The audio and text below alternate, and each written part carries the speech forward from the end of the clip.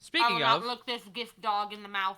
gift dog, bar bar bar bar bar. Speaking of, hello, guys, gals, non-binary pals. Welcome to another episode of War of the Shattered Sun. I kind of started impromptu. I didn't give any heads up that we were beginning. Nope. Sup? We were literally like at the end of a tangent, and I was just like, anyway. Yes, hello, guys, gals, non-binary pals. Welcome to another episode of War of the Shattered Sun. I am your humble Dumble Master, as always, the one and only Pooty Pastry, the Fari Tart, joined by my crew of wandering warmongers, as we're about to have. Hey, that implies we were looking for the fight. It came to us. I mean, technically, smile. Yes. Smilers. That's all that Smilers. matters. How do you think I've accumulated these good noodle points? You didn't start the fight, but you are gonna finish it. Ba ba ba, Bum, ba bum, ba ba, ba ba ba. Tourism right up your ass. Why do I hear Master Chief quickly approaching my location? Anyways, we are missing two people at the moment. Sarah is going to be here in a few minutes. They're currently getting their setup up and running.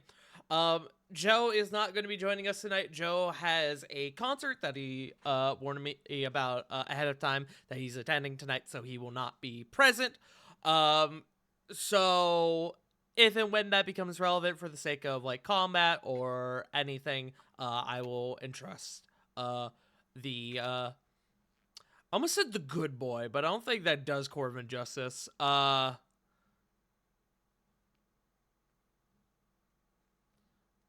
Almost flamboyant one? I don't know if that's the right word.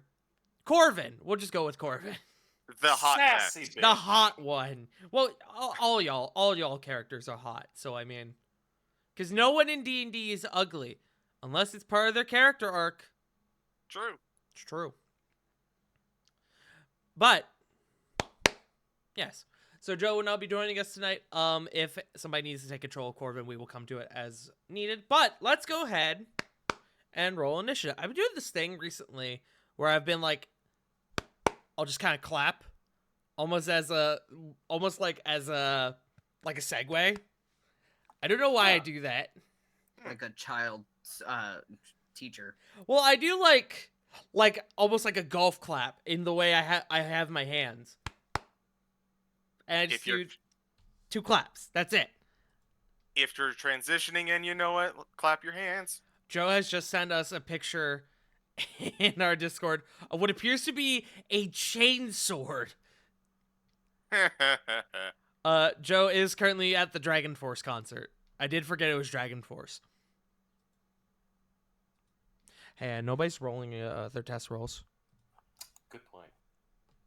There was a chainsword involved. Yeah. Can you blame us? Meantime, I'm gonna play I my see. music. 2. 9.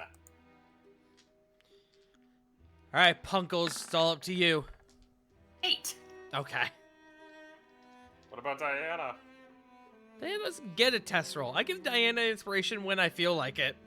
Oh, okay, you know what? That makes up for it. Okay. Fair enough. Currently I wanted to pulling be up mad, her but you know character what? sheet. Okay, got it. Last time, blood raged and treachery became clear as Exilia Regalia, alongside their ally Cage Stoneheart, continued the fight under Castle Mornstead. The enemy in question was a set of dwarven stone golems and the once thought dead King of Zorn, Dormir Stoneheart, Cage's father. Dormir was now under some sort of mind control brand by an older enemy of the party.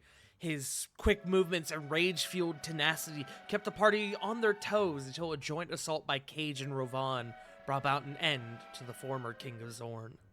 Following their battle, Cage was met by the specters of his family and was granted one final conversation with his father before his soul was finally able to move on into the afterlife. Cage had now been pronounced King of Zorn. Now all he was needed to do was, well, vacate the throne of the monster that had taken it.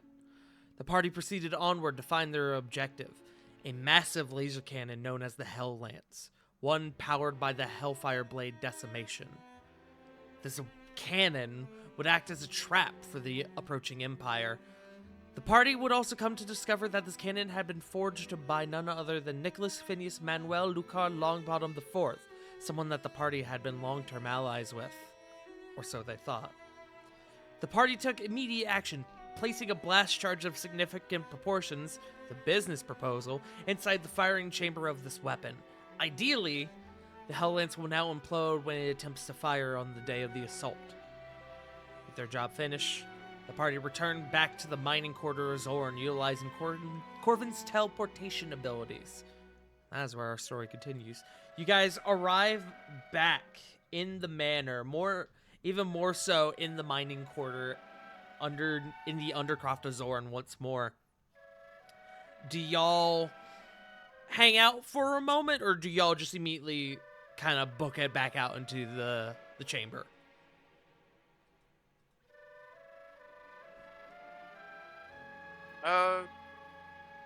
I guess we would probably head back out now that our sabotage is secure. Any objections? No objections. Eh. As you all begin to file out, Cage is kind of talking to you all. All things considered, I feel like that kind of got worse.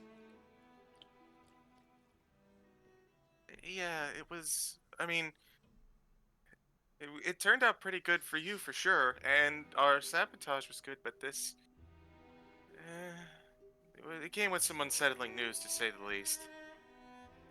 Right, your friend. I'm sorry to hear about that. Yeah, me too.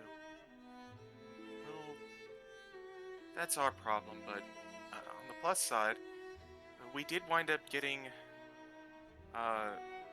We did wind up recruiting some allies, which was a really nice bonus. I agree. Yaros and the Daidojin will provide a pleasant advantage whenever the assault goes underway. I look forward to it. You've certainly been a thorn in Skull's side with everything we've been doing. I just hope that it's enough. As you're kind of saying this, Cage pushes open the door to the sort of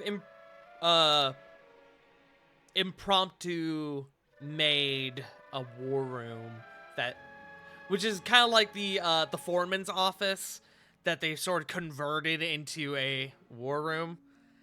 And as you say that, there's a voice that kind of rings out as you all begin to funnel into the war room.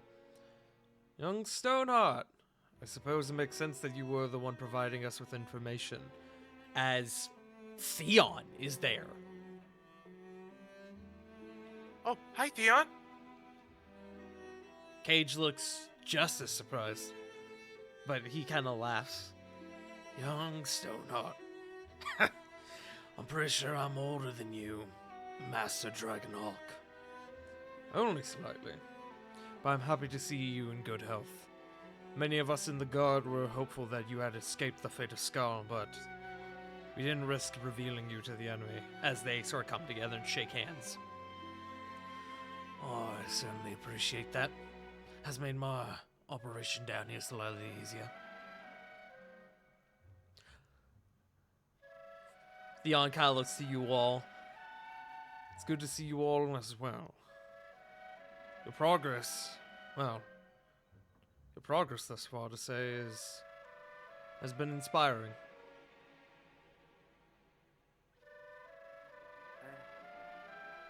I mean, we did what we could. I'm glad it's gonna have an impact, at least. Diana kind of speaks up. How did you find us, by the way? If you guys didn't know who the informant was. Theon blushes a little bit as to what a Dragonborn could blush and goes, I will admit I might have scryed on your group at one point, just to confirm a location, so that way I could make my way to you whenever the time arrived. Mm-hmm. Diana kind of nudges you. He's been fucking spying on us.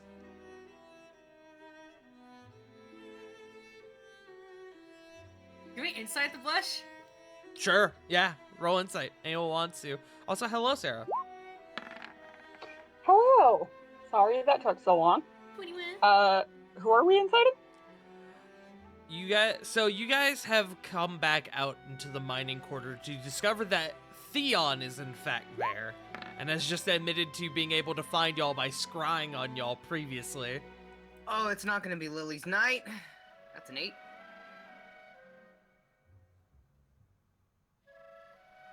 Yeah, fuck it. 19. It's not a hard check. He's slightly embarrassed by it. Only slightly so. I see. I just didn't know if it. I was wondering. It was a joke. I was wanting to know if he had scryed on us during funny times. No. No more teasing for Theon. No more teasing for alright. Theon. Sorry, Fred. Another day. Another day. Also in this chamber, who he seems to have been speaking previously with, was Fang, Brisk, and Yeshk, who do kind of come together and kind of welcome back your group and Cage specifically. I was happy to see that Fangs was here as well. I had worried when she did not return. She's been valuable to us here. I might not let you have her back. Then at this point, Fangs kind of speaks up. I actually intend on remaining here for the remainder of this operation, Theon. These people have a more immediate need of my services. Theon looks to Fangs. I understand. I pray that you both remain safe and that our paths will align on the day of our assault. Please, try to leave some of my city standing. At which point, Theon turns to your group. We will speak on your efforts once we return. Zarek is expecting us. To which, after he says that, a few of you kind of see Cage lean over to Fangs. That wasn't an answer. His ears just tip back. She just. No. Let's got that little, like, dismissive look to the left, whistling. If you have any final matters to settle or anyone you wish to speak with, anyone to say goodbyes before we go, I suggest you do so now. Zarek is expecting us back.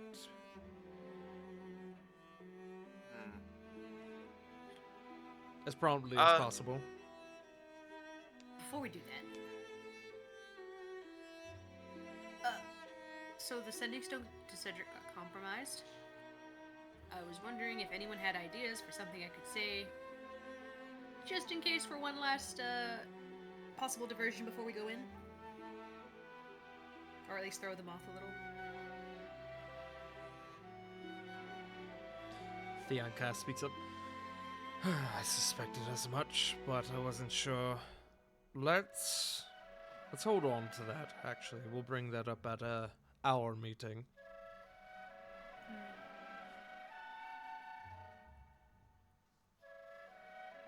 I think Flit would like to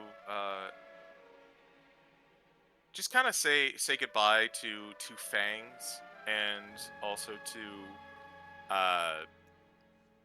actually probably specifically Fangs. Others, but she would make a mention to stop and just like, you know what? It makes me feel better that you're staying with these guys. I'm sure that you'll be a great help when everything's about to go down. I will do what I can. I don't intend on letting anyone else down here die. With any luck, we will run into each other during the final battle. And with even more luck, we'll be around to talk about it afterwards. Indeed. And Foot will give a like respectful nod to Fangs. Like a bow almost. She'll kind of take your hands gently and just kind of like hold them for a moment. May Lunas and Cardera watch over you, Flit. Always. And to you as well, Fangs. Reminder that Lunas and Cardera are the names of the Two two moons? moons. Yes.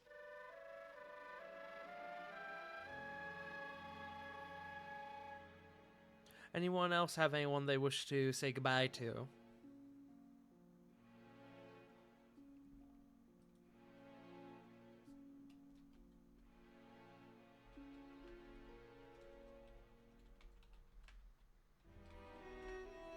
Okay. Brisk and Gesh kind of come over and give you guys a little bit of a goodbye. Cage comes over to your group specifically. You all have made a major difference here. I want you to know that. Even if tomorrow is a complete bust, I'm proud to have worked with you all. If we live, I'm pretty sure we will. Hoping so. Praying so. You should come by, before you take your kingly duties, come by Havana Hall. Or even so, come by Havana Hall. Come visit us in the capital. He kind of thinks for a moment. Never been to Dragon's Reach. That was always more Dad's thing. Boy, do we have good food. I'm sure you have good food here. I'll keep that in mind.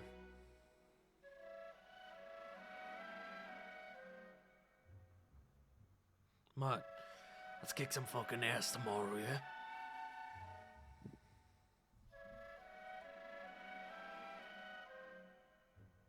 Absolutely.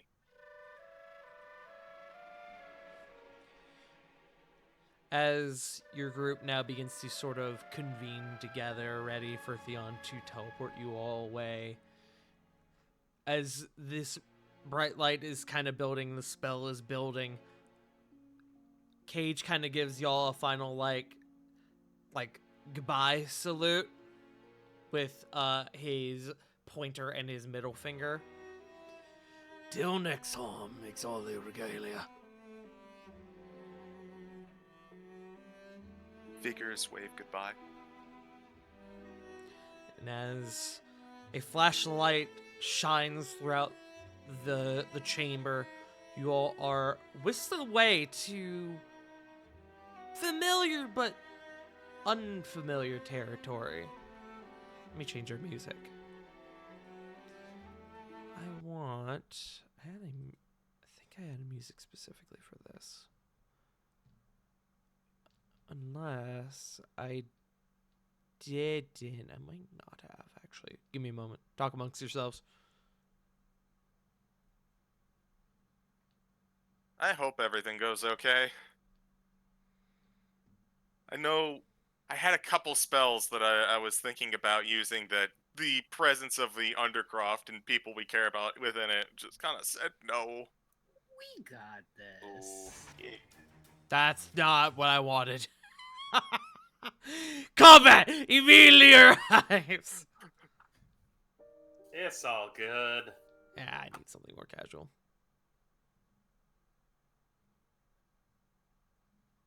We'll go with this.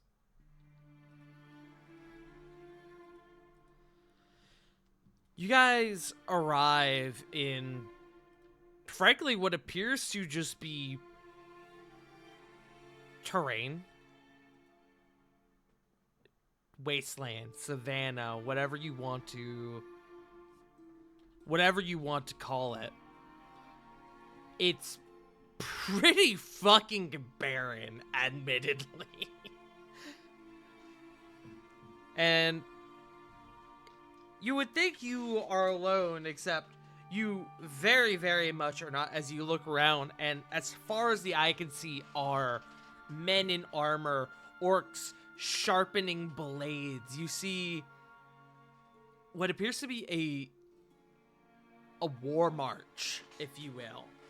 The Empire is on the move. And as you kind of begin to get your bearings, Theon kind of turns to you all. Things have been hard-pressed the last few days. Skarl has sent minor attacks our way to try and stall us, but to no avail. I don't know what he's planning. I sense that it is a distraction. Just enough to slow you down? Maybe get you to spend resources you shouldn't? That's what I wager. He's trying to promote exhaustion. Many of these attacks come in the middle of the night. He's trying to keep the men from sleeping, trying to keep them awake. He's hoping exhaustion will ruin them. And as he says this, another voice kind of enters the scene. And ruin he shall not. As marching up to your group appears to be Zarek Worldfang, who has new art now, which I showed the group already, but I finally found what I thought to be a more accurate version, the most accurate version of Zarek that I could find beforehand. So he's no longer Orc Giga Chad. I mean, he still looks amazing. Yes. At Zarek's side appears to be Commander Adriel Zaros, who some of you may remember from your original time in Vaco. It is good to see you all again, truly. I had feared that perhaps something had happened, but Theon has been keeping me well up to date. As he kind of comes up and he begins shaking your hands. We like to think that we've been successful at least. I know. The gods have. Sorry. No, go ahead. No, you. I like to think that we've been successful. We've been really undermining Skull, certainly. The gods have spat us back a few times. And some revelations have been made. Well, we'll have time to speak of all this soon, but for now, I hate to ask you all, but we cannot rest. We still have many more miles to trek and only so many hours in the day to do so. But with your group's assistance, perhaps we can reach the outskirts of Zorn by nightfall. Zaros kind of comes forward a little bit. I've sent a few men ahead. Things seem to be clear at the moment, but I'm not sure how long they'll remain such. If you all are fit to move, we should do so.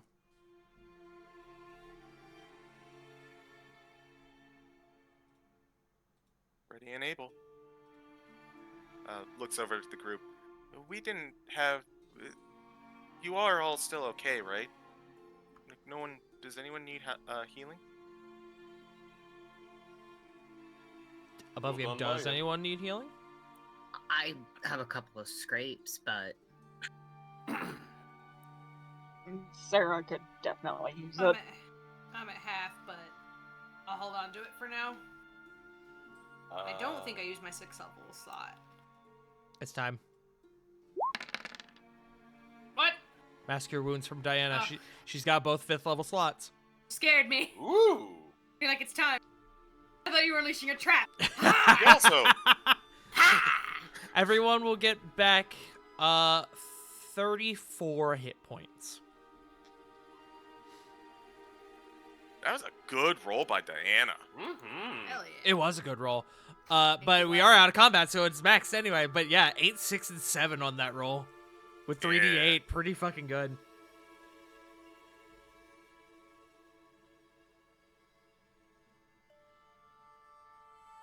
We'll give you all a moment to retop your hit points. Thank you.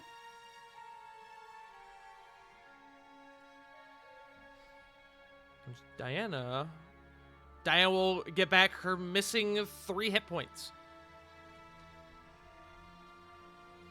She was in an excellent spot in that fight. Yeah. She took some hits, but she was able to get most of it back. Yeah. All of it back, in fact. Oh, just thinking about that crit that she got hit with. Mm-hmm. That crit was nasty.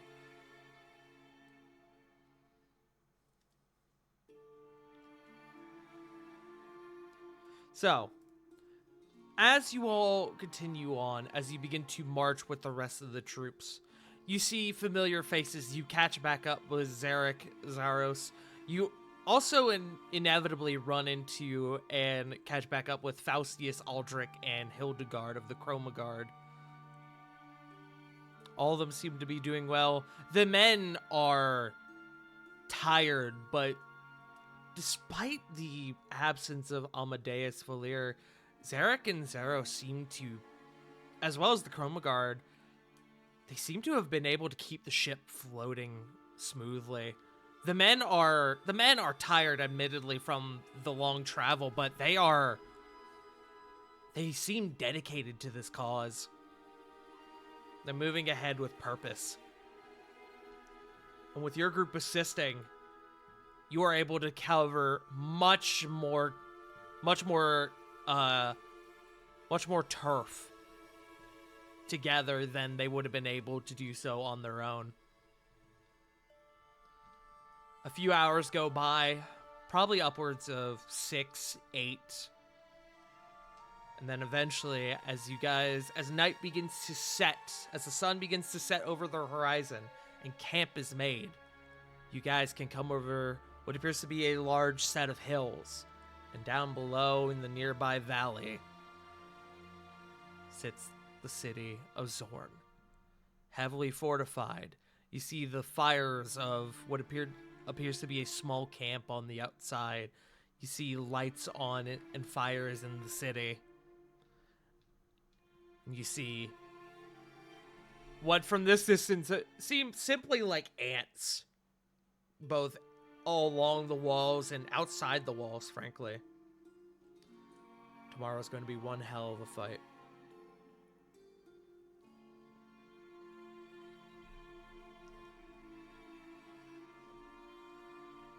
Eventually, Zarek gathers all of you.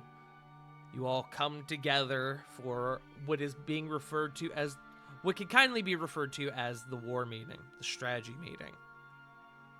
Currently present is your party, Theon, Zarek, Zaros, and the Chroma Guard. So, the tent is bigger, but with this many people, it is certainly a little crowded. But y'all are making do.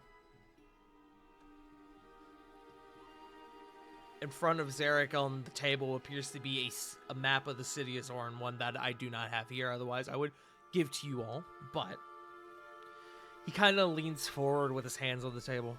So, tell me about the events of this day. What did you get completed? And the days prior. And I'd like to hear it from your mouths if possible.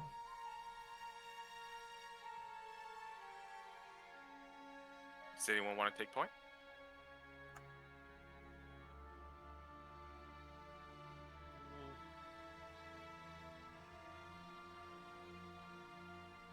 I think I heard J Frost. I could take a couple of you if somebody else wants to take a few other ones, if that's all right. Above game, if y'all, we can kind of, for the sake of brevity, kind of gloss over, going over the stuff of previous days if y'all don't really want to talk Tell about him. that again. Yeah. But I would ask that y'all at least regale the events of today. Of your last mission. I don't have a problem going over the whole thing. Okay. Yeah. Why don't we all take a day? I'll start. Well, our first mission was to find and locate one of the remaining members of the Hell Riders, which was Zugar. And we found him, well, he was being an absolute jerk in the mines. We were able to find him, and we did our best to liberate some of the slaves that he was dealing with, and we were about to capture him, but he managed to start fleeing, which was when he ran into Bavor, who didn't like that he was fleeing and melted him. Corvin kind of speaks up. So Zugar's out of play, and well, we were able to do away with Bavor as well. He will not be a problem anymore. Zara kind of takes a breath. Many of the men from the Hell Raiders I've known for years. Some I've fought with. Their deaths don't sit right with me, but it was necessary. You did well.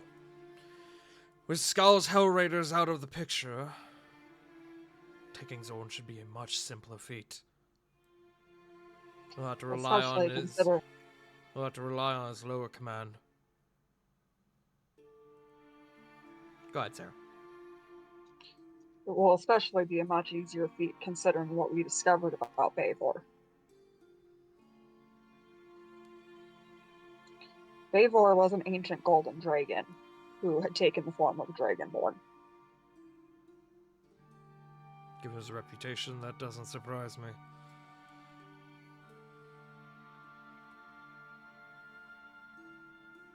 But good to know that it seems your group was up to the task. I had faith in you regardless, but you've really outdone yourselves, it would seem. It also helps that one of the shards of decimation was destroyed during that encounter. Cage. Ah. The son of Dormir. He's the one who's been providing information then. I suppose that makes sense. It is a city after all. With his father out of the way, I'm sure he's been leading the fight against Skull. Good. It's good to see that we're on the same side. And how does Cage fare at this current junction?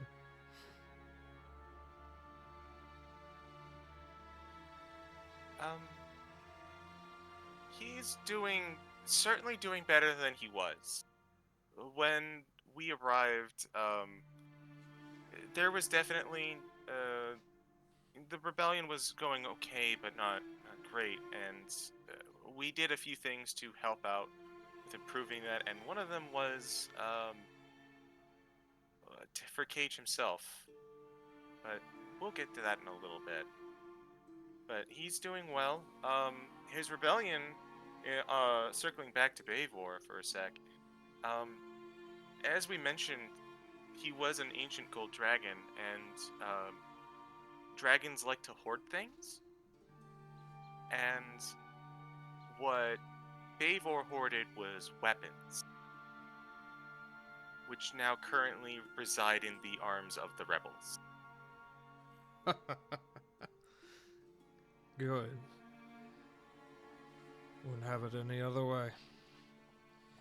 Faustius, you kind of hear off to the side. Bet that will give Skull a hell of a surprise. When the people he's been enslaving come back to bite him in the ass. Speaking of biting in the ass, the bestiary that was in the undercroft of Zorn has also been let loose. You hear Theon. You hear Theon off to the side, or who's with y'all, go. Yes, that much became evident once the population of local fauna significantly increased, over the last 24 hours. Good, they made it up top. Most made it up top. Sarah's kind of just giving this cheeky little grin. Well, I'm sure they'll be happy to help us. With all due respect, those beasts sought freedom. They may have caused chaos on the way out, but I surely doubt that they will return to aid our cause. At least it removes any potential aerial advantage that they would have had with their wyverns and basilisks.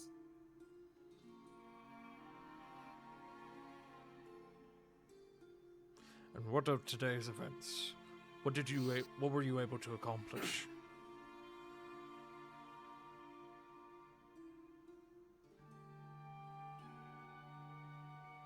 Oh boy, where do we start with today? Should we start with at least some good news? Well, most of it was good news, but there's definitely a bad, Yes. sour spot there, here or there. Well, good news is we might have another group of friends on the inside.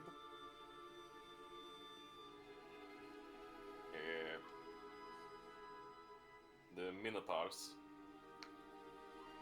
Minotaurs. Yes. Zarek is going to just real quick, he's just going to roll history check. Ooh. He kind of squints for a moment and kind of crosses his arms. Surely you don't mean the Daidojin. Yes, the Daidojin. He kind of punches the table. Bastard skull! There's no line too sacred to cross. Those poor shaman. Some of them sought refuge amongst me and my peers. Skull took exception to that. What if- Well, But if you have managed to negotiate with them, then I presume you've met with the world shaman, Yaros. nods his head. We have, so long as they stay hidden during the assault, they will not be a bother to us. More than that, and Flip will pull out the, I guess it's kind of like a flare. Yeah. Yaros gave us a signal that when we pull it and shoot it into the sky, they will come to aid us as well. Theon looks at the device in your hand curiously. Zarek, on the other hand, goes, "Good. I'll inform the men, both sides. Zaros, make sure you inform your troops that the Daidojin are not to be harmed." Zaros kind of nods. Right away. As soon as this meeting is done. Which, if the Daidojin were there, sounds like they're pretty important. Skull likely had a reason for them, did he not? He did. We found that they were guarding something.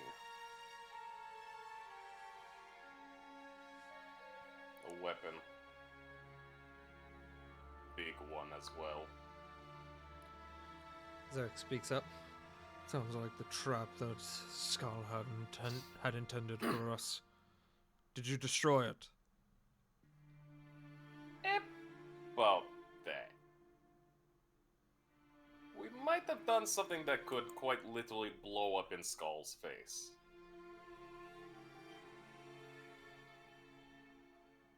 And he's going to, if it's alright, minor illusion the Hell Cannon, the Hell Lance. As you minor illusion the Hell Lance on the table, there is a general sense of awe and curiosity.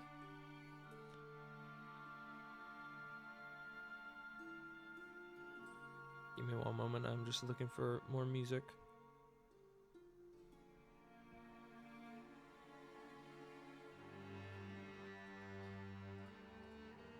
Theon kind of leans forward a bit. That is of impeccable design. Where did Skull find someone to craft such a device?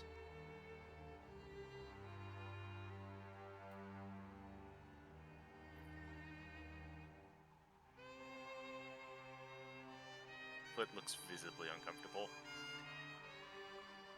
Skull is being backed by the Hellfire Assembly.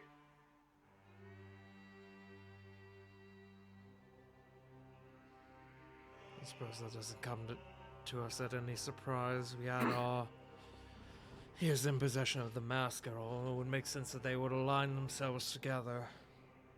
Theon says, kind of bringing his hand up to his chin. The weapon does We know- have... Oh, go ahead, Sam. We know the two most frequent visitors down to the weapon were Elrak Nazir and a short man with white hair. You did confirm last session that that was in fact Nicholas. Yeah. And only Nicholas. Did we agree to keep that information on the hush-hush? That's a good question, did you? I don't know. I was just telling it so Sarah knew. Ah, got it. I couldn't remember if we had or not. I knew that we knew above game. I didn't remember if we knew in game. You guys confirmed it in game last session Yeah. through Corey's commune. Yeah, I think we just agreed not to talk about it yet because we're about to go into a battle. I believe that is correct. I believe you guys kind of agreed above game that you would come to that problem afterwards. Address that problem afterwards. Yeah. Theon kind of strokes his chin. Rook has a benefactor other than Aurelia. This news is troubling. The weapon is powered by decimation. The blade. I suppose that makes sense. Corvin kind of speaks up. From what we've been able to determine, this weapon condenses immense rays of supercharged heat. A sort of laser, if you will.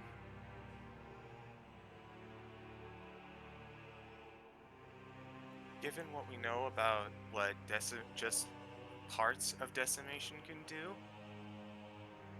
if it could just be destructive, but imagine if it were to apply brands in a wide area to an entire army. We would have lost everyone, says Aldrich, off to the side.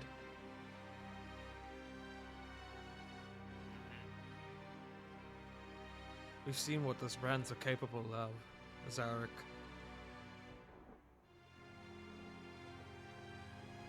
Zarek kind of looks to your group again.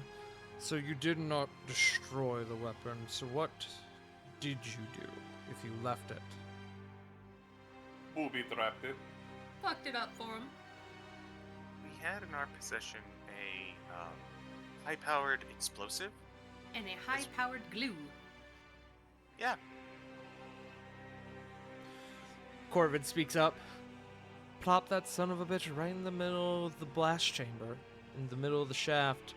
When it goes to fire, it should detonate, taking the whole thing with it. And probably whoever's in the room. Expect a very loud boom. Zarek kind of strokes his beard a little bit. And you're sure it will work? It's not going anywhere. It literally cannot be taken off. More importantly, that charge is designed to annihilate anything. if it's going off, sorry. Oh, go ahead. No. It looked like it would fire heat, and most of our bomb was a lot of explosives and alchemist fire, so when it begins to heat up, it will trigger. You hear Hildegard kind of chilling on a crate over to the side, and you were just toting this highly dangerous explosive around in camp. Yes. She looks baffled. She's had this very calm, cool demeanor up to this point, but she at this moment looks baffled.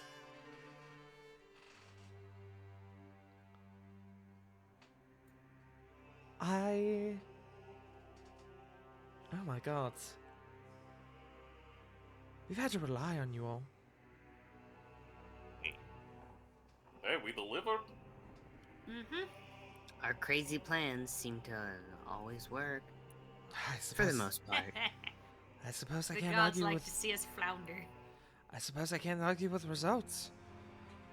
Fuck.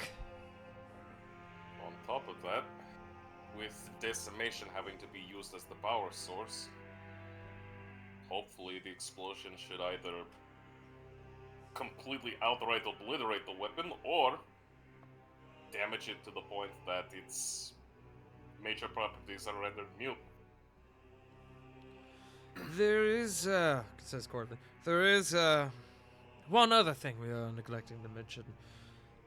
The Daijojin were not the only ones guarding the Helllands. Skull, presumably with the assistance of the Hellfire Assembly, had the past king, Dormir Stoneheart, defending it. To which Theon, there's like a look that comes over Theon of despair, in a word. Dormir.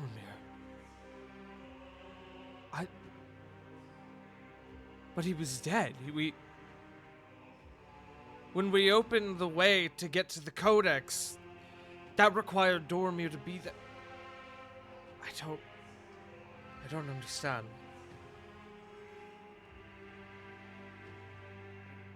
He was very much alive, but very much ensorcelled and very branded when we found him.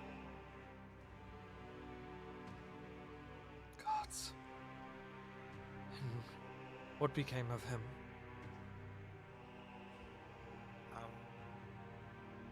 He was compelled to fight us, and we emerged victorious. However, with his passing,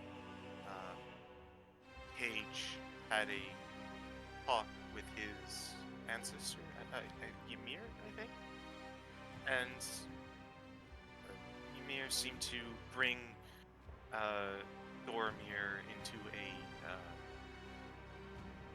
peaceful passing into the next life. They had a heart-to-heart. It was really quite touching.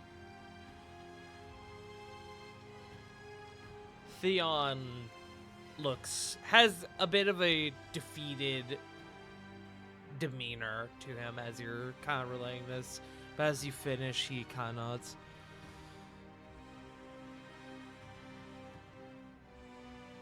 He deserved rest more than most. Hopefully he's now finally found it. I can only hope. The god will not be happy to hear that this has happened, but you did what had to be done. I can assure you that. Putting him to rest. I attempted to remove the brand best I could with my strongest magics, but it didn't yield. So we did try, but it was just too far gone. Dormir has been missing for roughly about 18 months, give or take. If he had been branded for that long, then we have some sort of idea as to the extent of Elroc's mind control.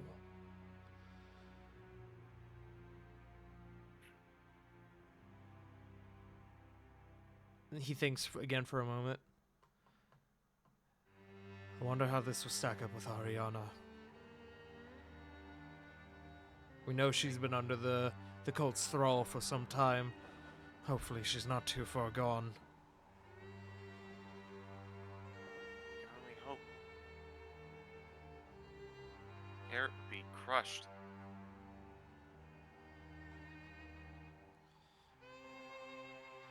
Commander Zaro speaks up.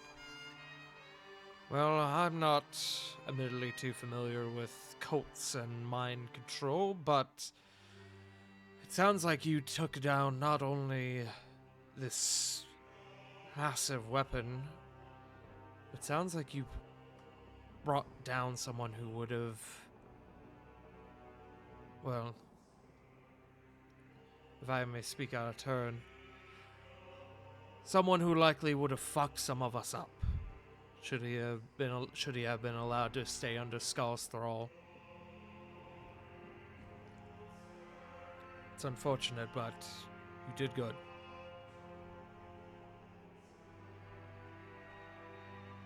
Indeed.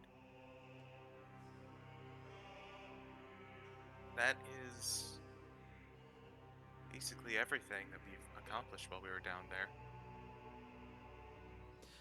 You hear Hildegard kind of scoff off to the side. And that's all you did, huh? Just that, huh? Wow. Well, I mean, there was also the cave-in that we prevented, but I mean that wasn't one of the main objectives. So Okay, I was being coy. You didn't need to add that in there, okay?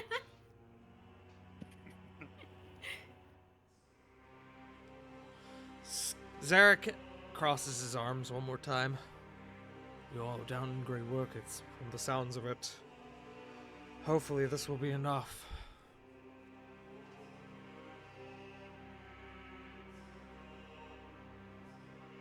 With the loss of his greatest generals, one of them being a gold dragon, the Hell Lance, and another one of his secret weapon. Another one of his secret weapons in Dormir, as well as the Daidojin. Well, as I said before, hopefully this will be enough. Skull might become desperate, so we must not underestimate him, though. maybe this would be a good time to talk about what to expect tomorrow then. Theon and I have, over the past few nights, been coming up with a plan, as well as the other generals. The plan remains currently, thus far, your group, alongside myself, will enter the city through the main gate. Once we're inside, I will break off and lead the assault, while your group breaks off and you go rescue Cedric. We know he's being held in the Colosseum. That gives us an objective. And a group leading two main men that way will make them... well, it will make them even more defensive than they already will be. We don't want them to grow suspicious. So I will be leading the assault towards the main castle, and you will go and retrieve Cedric. As for the rest, Zaros and the Chroma God will lead our men in through the west gate to divvy up the defensive forces, leaving them divided.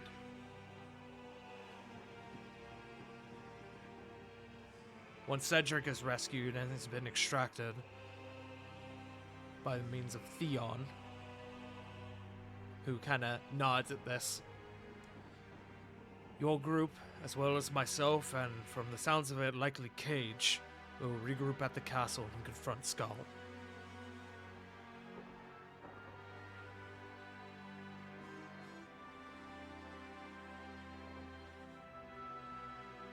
I like this plan so far. If you have anything to add to it, you're more than welcome to. I have a couple of ideas. As above game CG cracks his knuckles. Do I smell Mirage Arcane, CG? You perhaps might. So I have this one spell It takes a little time to set up, which means it's very hard to use a lot of the time. But it lets me alter the terrain um, in a mile area, and it's like real stuff too. It's not like an illusion or anything. Theon speaks up. I'm aware of this spell. It could give us a major advantage in our initial assault. I was thinking that we could potentially use it to create high ground, maybe even reach to the top of the walls. Granting immediate access over those walls will provide significant advantage. We could perhaps make slopes or even rudimentary ladders or stepping stones, should we choose to.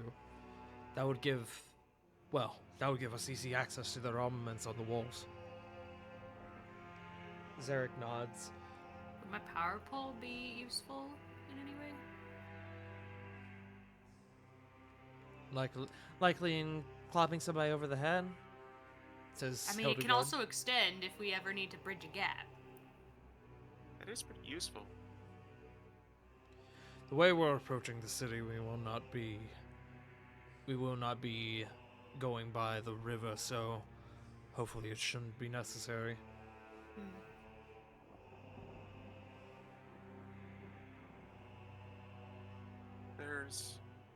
If we can set up this terrain in advance, and if we're aware of it, we can capitalize it while the rest of the army, of our enemies, are still scrambling. And they would have to make an assault uphill to get to us. It'd be an immense tactical advantage. Especially since they're... Sorry. Zarek nods. Do it. When the time comes, we need any advantage we can take. That brings me to my next ability, I guess. And she looks to Zarek. So, I have a few things I can do that I think are also really high impact. I initially have a spell that lets me change my form, and I like this spell a lot, but one of the downsides of it is that it does require a lot of concentration, and it's very easy for that to break during the middle of a war. So I was wondering how I best could utilize this, and then I remembered that I have another spell that I could give to one person in particular a day that lets them see the future. See the future. I was thinking about giving it to you so that your task might be more beneficial, especially if we come to blows with Skull. I feel like Skull would probably focus on you a lot. I want to make sure that you're prepared as much as possible. Zarek is sort of taken aback for a moment. He looks down at his hand and he sort of curls it slowly.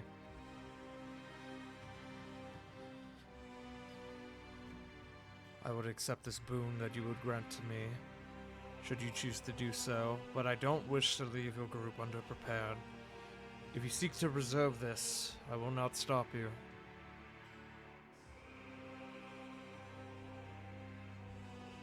Alright. It has a large window. It lasts a very long time. But it also takes a little bit to prepare. So it might be best to set that up in advance. He nods. Yeah. I will leave it to your discretion. Alright then. And I have one last thing. As 100 episodes later, Flit pulls out a dusty, neglected, but ever so useful spell scroll and plops it on the table. Let's go! Nice. It's happening. I picked this up a couple months ago from a vendor in Havana, or Haven, not Havana, in Haven. It's a scroll of animal shapes, and it can be used to enhance an entire battalion. Well, maybe not a full battalion. A lot of soldiers.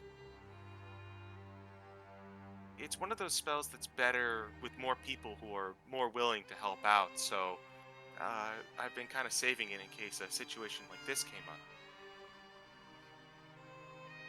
Skull kind of begins to reach over for the scroll, and then he kind of stops and looks Skull? at you. Did I say Skull? Zarek. Oh no, Skull's here! Skull is here! Get him! Get him! What's up? Hey guys, we're down a guy. Well, you guys have Oh. really bad depth perception. Hey, No, we he lost comes the in. Oh, you think all orcs look the same? That's I've been here the entire time. You could call me sorry. What the hell? Zarek begins to reach forward for the scroll. I almost called it the scroll. There's a scroll. For the scroll, and then he kind of looks up to you. Yeah. By all means. He kind of looks over it. He opens it slightly and begins to parse the words. Arcana check, fuck it. Yeah, that's about what I expected. Zarek is he's not a magic man. This talent is beyond me, but I'm sure you will find an opportune time to cast it. Again, I will trust your judgment on this. All right. Theon actually, he kind of thinks for a moment, might be able to perhaps have a few moments where that spell could have come in handy. If you or some of your non-magically inclined fighters need a wild shape or something, More than that, a thought, says Theon. Cage is joining the battle, right? Cage has people fighting by his side, but I'm sure none of them aren't skilled fighters. Perhaps this would be better suited for his people. Give them a bit of a better edge in this fight. You can send it their way. A suggestion, purely. But something that I do think you should consider. And truth be told, I was also thinking something similar. They would be in an excellent position to make use of this. Aldrich speaks up. You could also possibly offer it to the Daidojin if we're seeking to protect them as well. Though, if they are as skilled, as important as you have made them out to be, perhaps they won't need it. Regardless, it sounds like the choice will be yours as to who you wish to use this on, or use it at all, frankly. Fucker, I better use it. take my scroll and my void weed. Zaros will speak up. We already do have a few squads of various beasts at our command that we will be releasing during the assaults, or war dogs more specifically. So just take that into account whenever you go to cast the spell. Okay. And I'll think about it. I think I'm leaning towards giving it to the aid for the rebels, just because I feel like they might be able to make good use of it, and most of the soldiers here are very well trained. I'm inclined to agree with you. If you're going to give it to anyone, I feel like they would be granted the biggest benefit. With respect, Zarek. No, I agree. Those people will be deepest in Skar's forces. They're the ones least protected. I think that they would be best suited for this spell.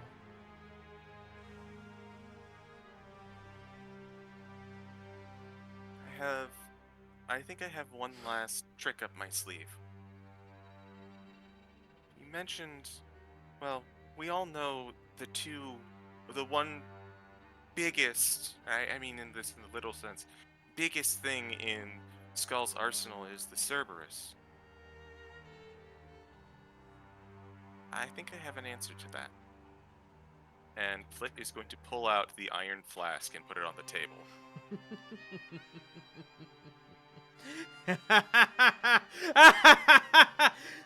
Go on. Now I'm concerned.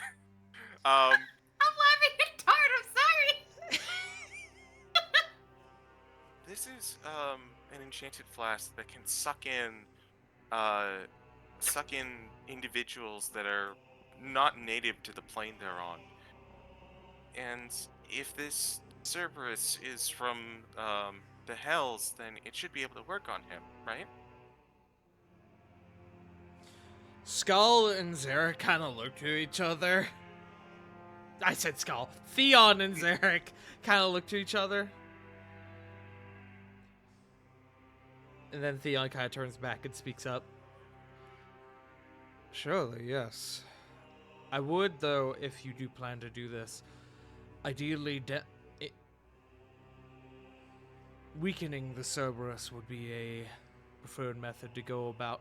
It will make it harder for him to resist the pull of this flask.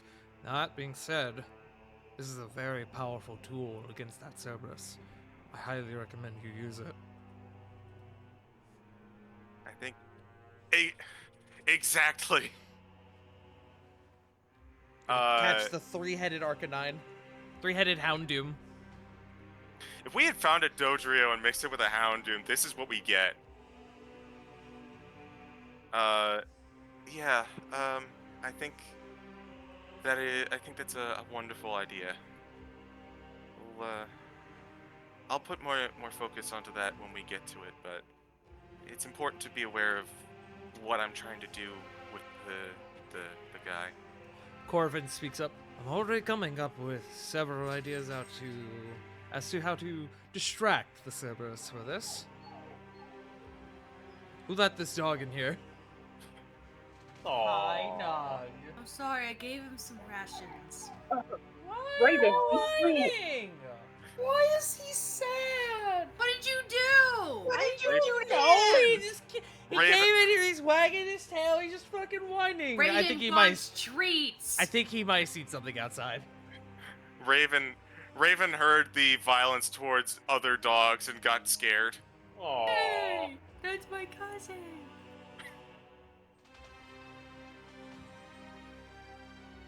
But I think that's actually everything that I think Flet has. If anyone else has ideas or things they wish to commit to this discussion.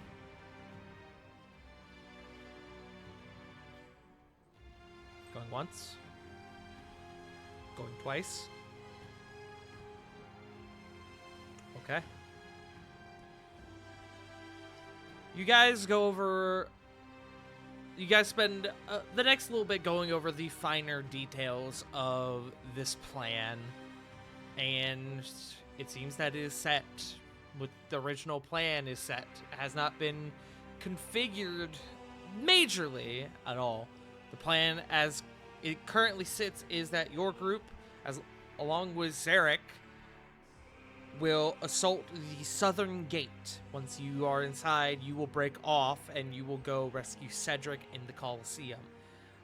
As you guys are heading into the city, Zaros and the Chroma Guard, alongside their people, will flank around to the western gate and will assault it from there. Sorry, I said western gate, eastern gate. They don't want to go to the western gate because that's where the river is. Ah, Yeah, I'm right here. They will go to the eastern gate in an attempt to divide the defensive forces, hopefully making the job of both teams easier. Everyone cool with this so far? sounds good so far. Yeah.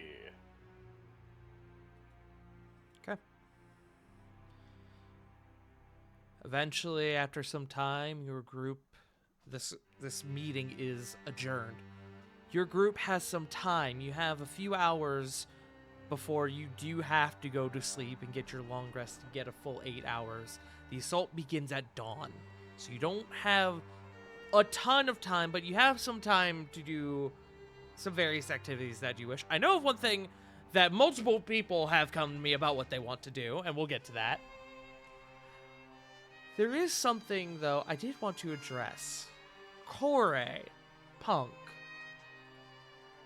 I believe Punk actually had to step away, so I don't think they're back yet. So I may come back to them. Yes, we'll come back. Flit! You had a myriad of things you wanted to do. One of them was the casting of a spell, and another was contacting someone. Correct. Let's start with the... Go ahead. I was just going to say we'll do those first. Proceed. Okay. So, unfortunately, Flit does not have the capabilities to do this herself, but she would probably go to Corvin and be like, "Hey, Corvin, Yes. can you help me? I want to get in touch with Reno." I suppose I can. What about? So we kind of agreed not to talk about the thing that we learned with Theon because we didn't want to bother him. But someone really should know, and I think Reno's in the best position to take point on that. He is likely one of the most proficient members of the Van Hue Guard, so I suppose it would make sense that we would inform him. Alright. Give me the finer details of your message and I can send it to him. The final wordings of your message. Corvin says, smiling. He lied as he breathed.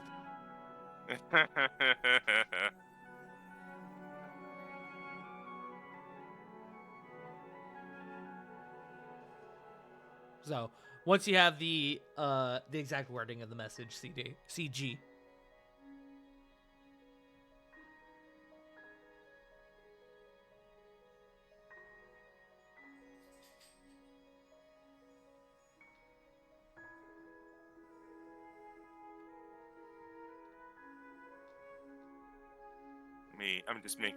I'm just doing word counts. Counting with Flit. 1 sending message. 2 sending messages. I did also forget to tell you above game CG, the other thing you wanted to do for a certain member in your party, you will not have time to do. I did forget to tell you that. I apologize. Unfortunately, due to the late nature of the evening, if you could do it if you forgo your long rest, but you're not gonna want to do that. Yeah, no, that's a bad idea.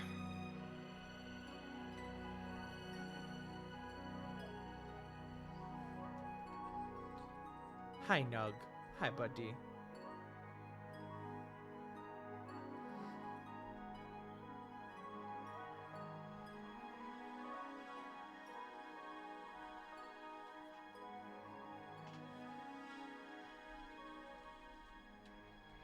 I believe this comes out to exactly 25. Exactly 25. If it's a word or two over, that's fine. Okay. Do you mind if I read this out loud? Go for it. Reno found some disturbing evidence in Vaco. Weapons built by Nicholas for Skull. Consulted deities. They said he betrayed us unwillingly. Breastplate in danger, and maybe also his family. Okay.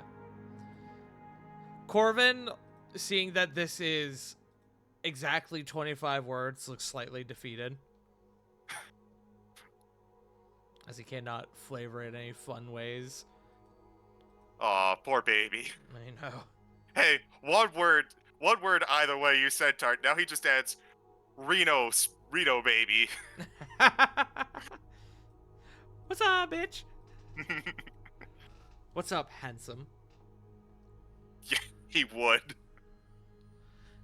Corvin will send that message off. After a few moments, it seems that he receives one.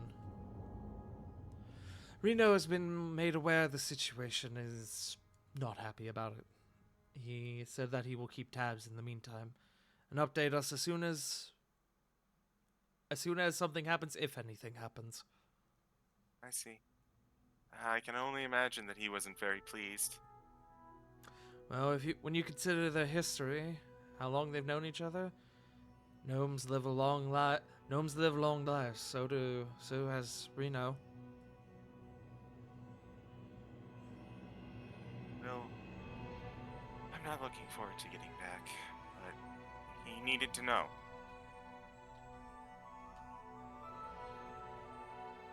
Oh, I agree. I do think we needed to at least form someone. I think that Reno was the best decision at this current juncture.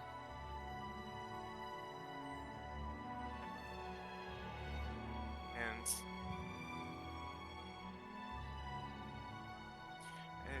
Flit's kind of thinking to herself, yeah, since we're talking about it anyways, if you'll give me a second, I think I'd like to do a little investigating of my own.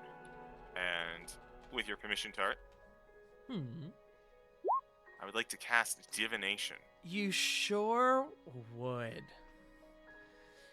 Okay. You ask a single question concerning a specific goal, event, or activity to occur within 7 days. The GM offers a truthful reply. The reply might be a short phrase, a cryptic rhyme, or an omen. The spell doesn't take into account any possible circumstances that may change the outcome, such as the casting of additional spells or the loss of or gain of a companion. If you cast the spell two or more times, that doesn't matter right now. You're only casting it the one time. Flit, when you are ready, go ahead and ask me your question. I'm gonna write it down, and then I'm probably gonna just say it. Let's see.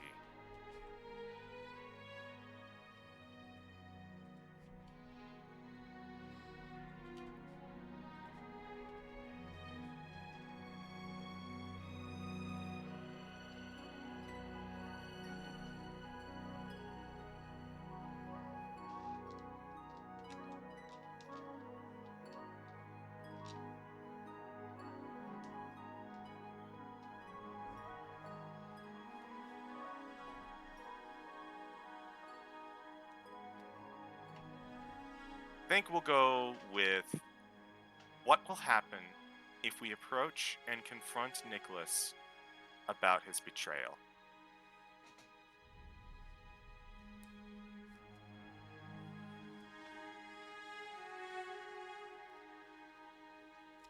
Give me a moment. I just need to think on the answer.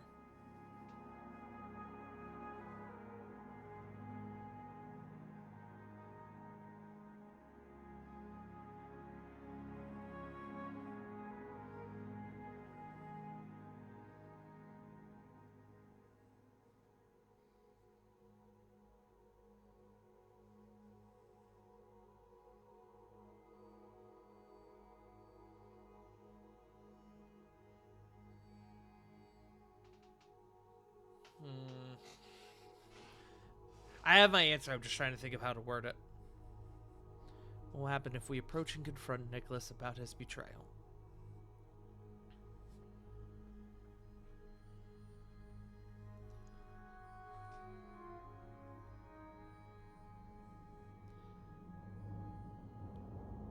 The winds begin to billow around you. You feel your connection with the very realm surge. It's a odd feeling, but one that you've experienced in the past.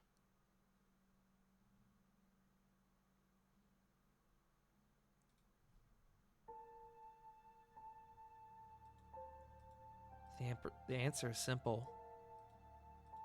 He'll confess.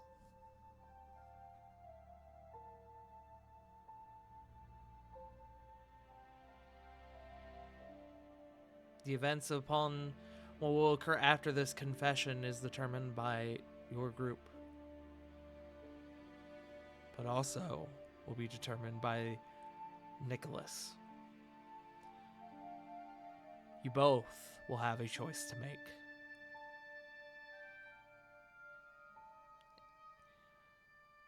And the outcome, regardless of the decision, will be difficult.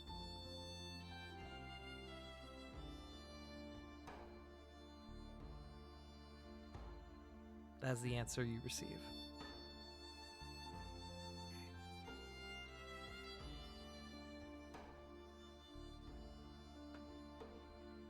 Lit, after waiting a minute or so, getting a reply, sighs heavily. Well, I guess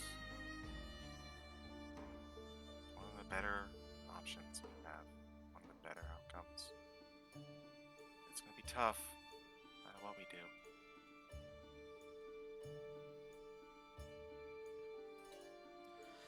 I've been thinking on what Corey said, what the gods had told her. That he wasn't given this. His betrayal was not by choice. Do you think he perhaps is branded and we just didn't know? It seems sort of obvious now that would be what happened, but it could be like you mentioned, something about his family. I'm not sure what we're going to find.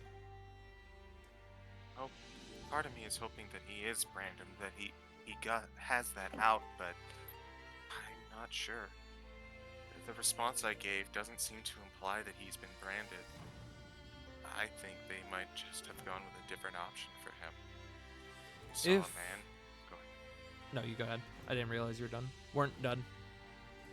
They saw a man grieving, suffering, and they knew how to exploit that for their own gain.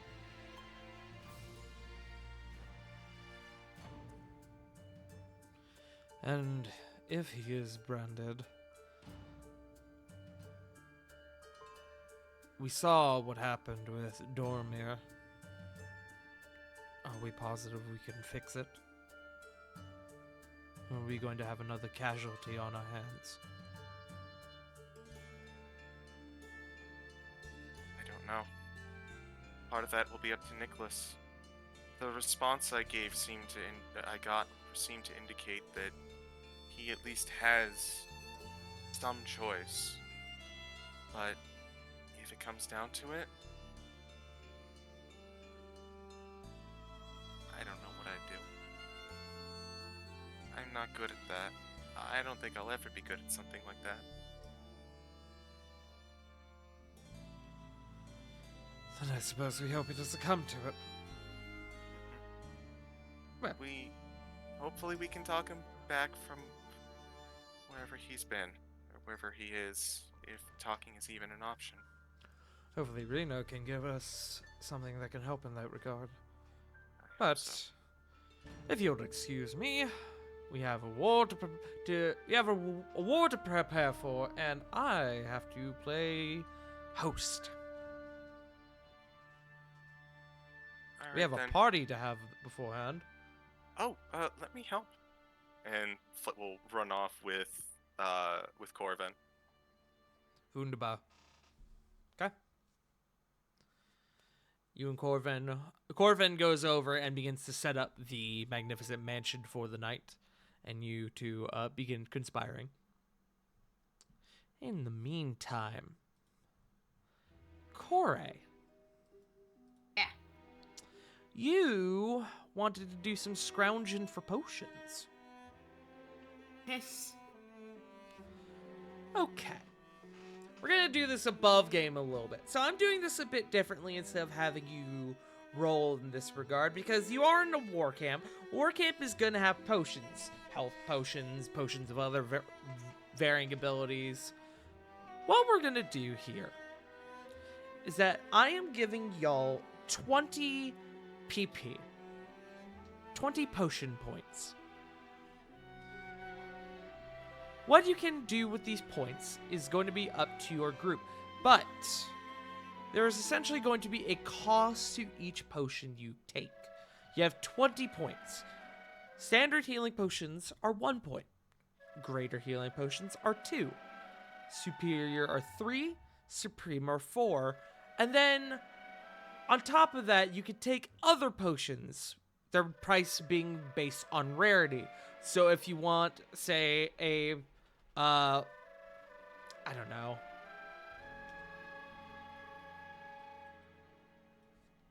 Random potion.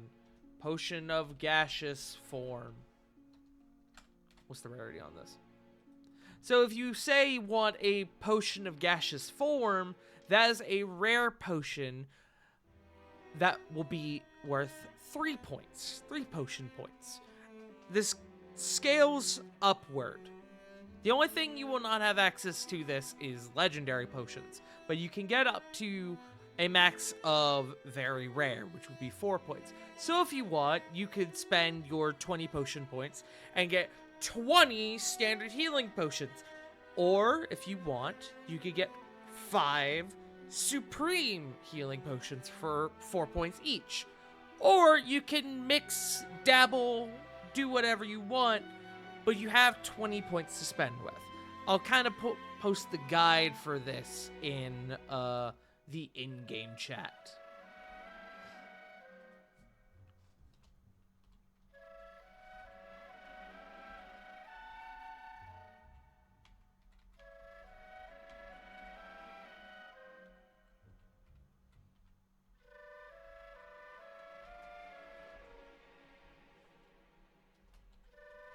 Here you go. So I'll let y'all discuss above game. Again, you have 20 points. Do with them as you see fit. Again, no roll, no looking for them. If you have an idea for a potion that you want that's in the non-healing potions list, let me know and we can determine the cost.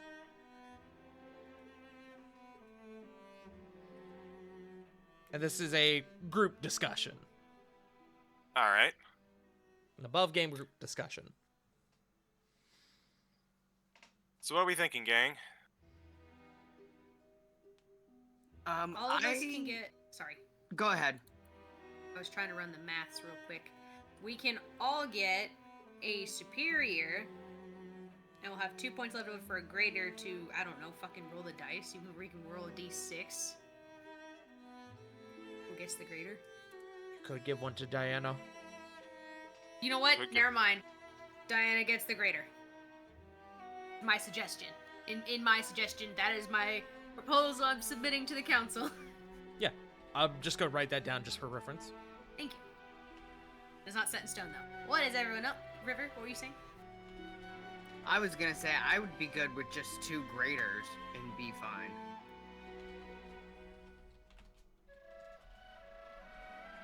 I'm looking. So I don't mind going for pure healing potions, but I will openly state that I am currently looking at a roster of other potions to see if anything like really jumps out at me. There are a lot of D&D potions.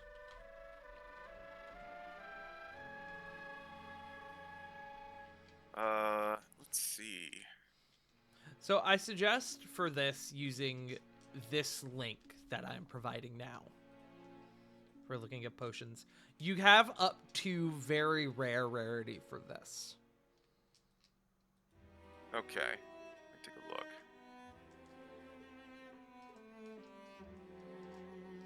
And then you also have access to potion. It's labeled under legendary, but potions of giant strength, you can have up to Cloud Giant, which Okay. is rare. So I've posted that as well.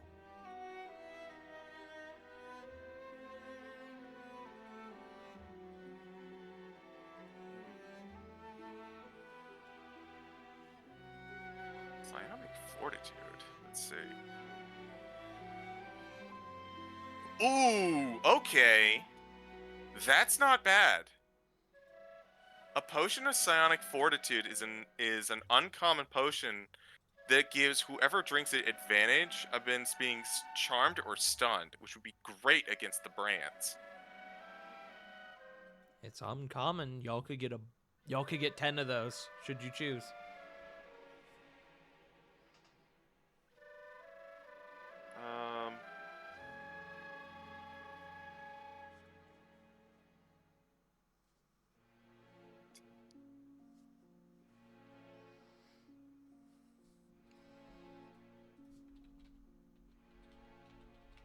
We don't need vitality. That's not really good. I will mention though. Oh, never mind. It doesn't do what I thought it did. Continue. No worries. What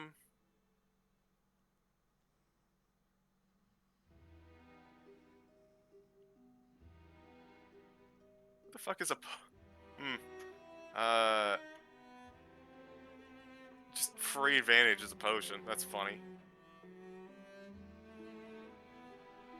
So, the psionic fortitude kind of jumps out at me. There's also stuff like potion of flying and potion of invisibility that also seem really good. But that would probably be my suggestions if we want to go for something like crazy out there, is the psionic defense potion and the ever useful invisibility or flying potions. What do y'all think?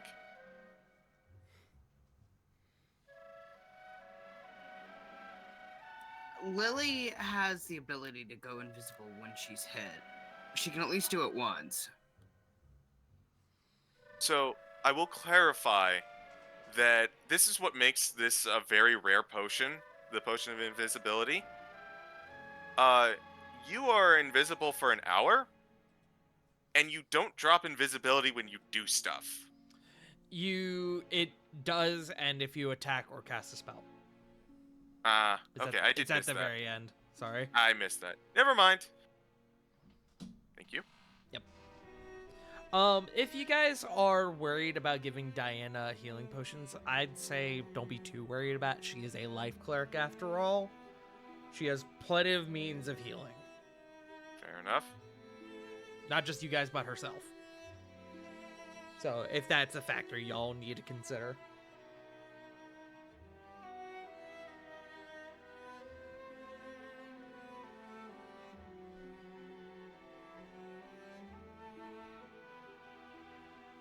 So, I think if that's the case, then the only one I would really...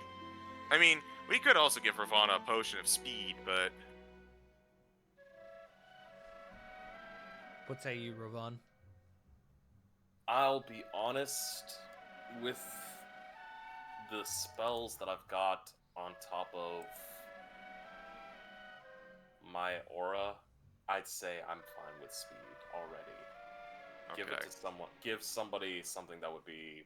Well, Potion of Speed gives you the effect of the haste spell for 1 minute without concentration. Fair enough. If that's the case, would I at least be able to give somebody one potion of Fire Giant Strength? Quit if you want. That way, we have some extra hitting power. All I'm saying is that there's a whole Zarek right there.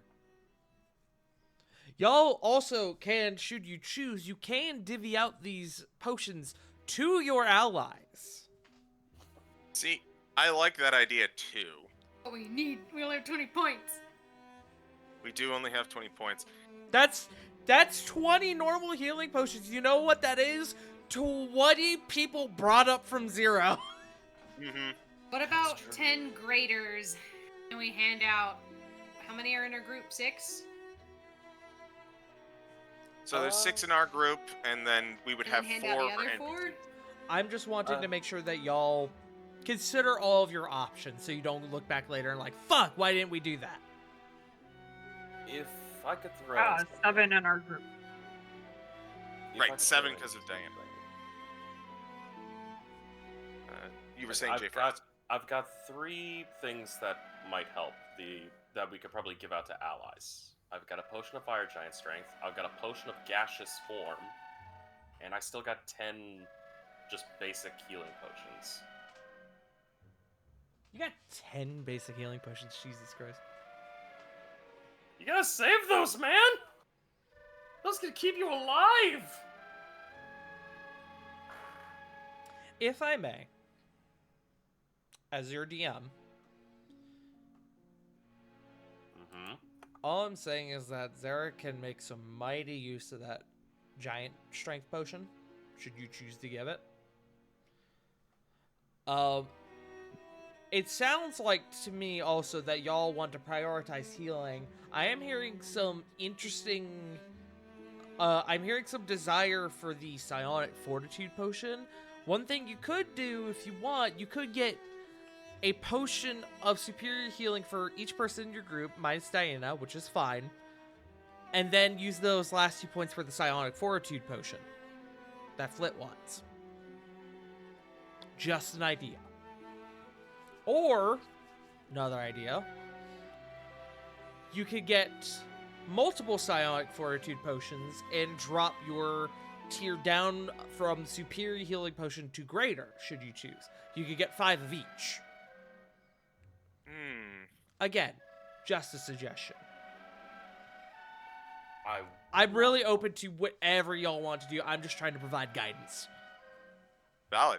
How many points does it take to get the psionic healing? It's an uncommon potion, so it's 2 points per. Do we want to give these potions out to, like, some of the people that we know might be engaging against Scald immediately?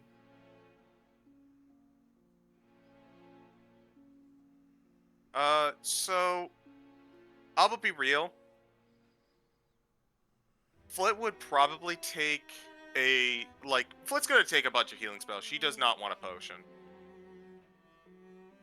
So, she doesn't have any, but she's got Healing Word and Wild Shapes for herself. She's fine on health. Fair. Flit can also, while in Wild Shape, heal themselves up using any spell slot. Correct. I've got about 50 spare points on Lay on Hands. So, and with the 10 healing potions, I'll be fine, so I'm willing to not take any.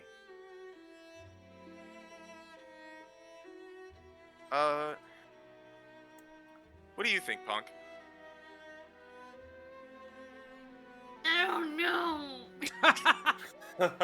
If y'all want more time to think on this, I can give y'all until next session, in which case I will need a decision. Okay. Appreciate And we can circle back to this later. Yeah. You guys it don't also- have to Range just... shot from the con. I'm trying. Yeah, no, you're Can good. can we write out the other possible suggestions just as shorthand Yeah. as possible? Yeah, and so... I may be able to give you my consensus. We may be able to reach a decision before the end of the night. I'm sorry. Oh, good. So, I'm hearing desire for the Potion of Psionic Fortitude. And I'm hearing that possibly giving Zarek the Fire Giant Strength Potion. Yep. Plan on giving that to him. that's a very good idea. Is there any way for us to maybe give, I don't know if it's possible to send Cage a gift, but... Unfortunately, potion- no. You would have to get the potion, and then when you see Cage, give it to him. Damn. But you cannot Amazon 2-day delivery, get a potion to Cage. Damn. Would there be anybody that we could give the potion of gaseous form to that could probably make the most of it? Anyone here. If you want a genuine suggestion, the person who could probably make the most use of that, oddly enough, is Faustius. If that's the case, I'll give it to him. Fast-moving monk. Do you have a potion of gaseous form to give? Yes, I do actually. Got this back about 60 episodes ago.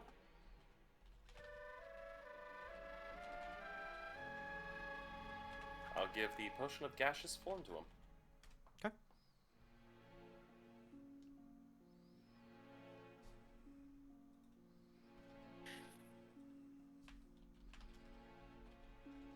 Any other notes I can make on this before we move on?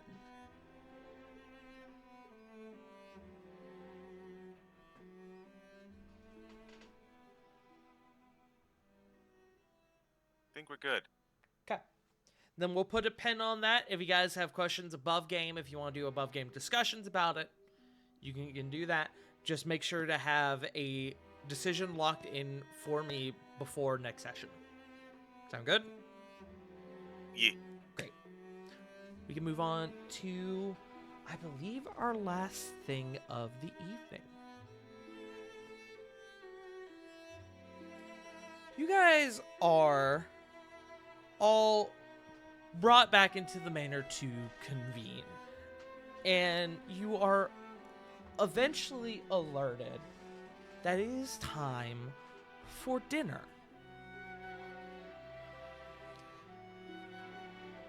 Flit, you already knew this going into it, as you likely helped with it. You all convene, and you find that Corvin, Flit, and Diana have gone through the measure of casting the spell Hero's Feast, Let's go. using Diana's 7th level spell slot. And the only other gem encrusted bowl that she had in her possession that I can now remove from her sheet. Oh, all right. Unless you have one that you wish to consume, Flit. No, I thought we were short on materials. I had the Prime Lotus. But if she has the Diana- actual material, Diana acquired this right before y'all left for Vaco. yeah. Ooh, what a smarty. Hey, she had a little bit of extra money, gamer. It helps when you have connections. True. Because who's gonna say no to to the Pope, fantasy Pope? Pope. So as you guys, I can change the music for this.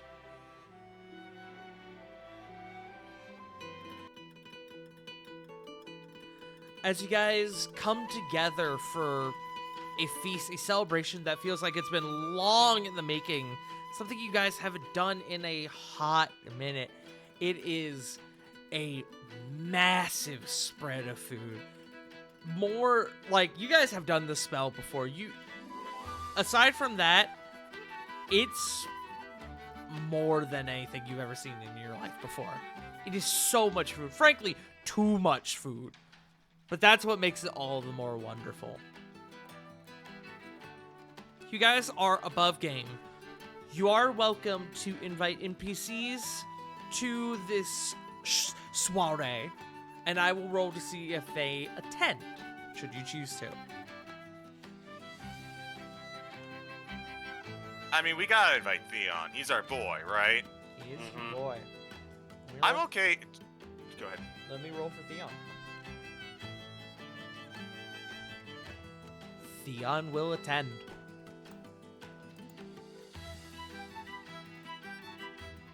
How about Now, I will say it is up to 12. So you can't just be like, let's get the whole army in here. yeah. So we're with your group and Theon, we're up to 8. If we get Zarek and the Chroma Guard, that would bring us to 12 exactly. That was my thinking. If one of them is unavailable, we can also bring in Zeros. Commander Zeros, yeah. Okay. Let me do some rolls.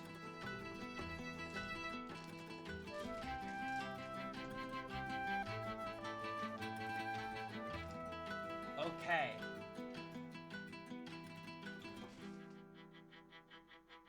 Zarek rolled a nat 1. Oh. He will neglect to attend in favor of making sure that all preparations are set. Zaros is also not going to attend. The Chroma Guard, on the other hand, do accept your invitation. Let's go. So you do have 11.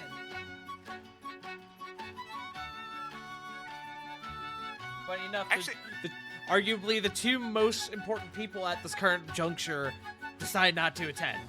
Valid. They probably have the most to do, arguably. Yeah. I have a bit of a question, actually. What's up? Hold on. If we're short one person, I'm thinking of someone in particular. But I wasn't sure if they came with the army or if they were stayed in Vaco. Is Father Krint here? Father Krint is still in Vaco. Ah, okay. He's not. Father Krint is not a cleric designed for war, so he would have stayed behind for the sake of this. That's fair. Well, actually, people would likely get injured. Let me roll. I mean, okay. I'm gonna roll. I'm thinking above game he would have stayed behind, but yeah, that's a low roll. He would have stayed behind. That's fair. Then, honestly, Theon and the Chroma Guard, I think that's totally fine. Because I didn't have any intention in Krint taking part in the assault, so I didn't think to put him here. But, you know, No, that's valid. I appreciate y'all remembering him. Awesome Minotaur Priest? Hell yeah. Oh yeah. Okay. So, I'm going to roll 2d10 here on the table. Everyone's hit points are going to increase by this amount. And for the next 24 hours, you will be immune to poison, being frightened, and all wisdom saving throws will be made with advantage. Ooh. Okay, not a great roll. Okay. Not great on the health. But let's be honest, that's the lower part of this. So, everyone's hit point total increases by 6 points, as well as their current hit total increases by 6 points for the next 24 hours. My suggestion is that you just, next to your hit point max, just like in parentheses, put whatever that new total would be.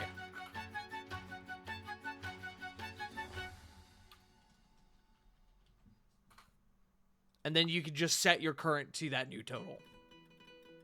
So I'll give y'all a moment to do that. Okie dokie.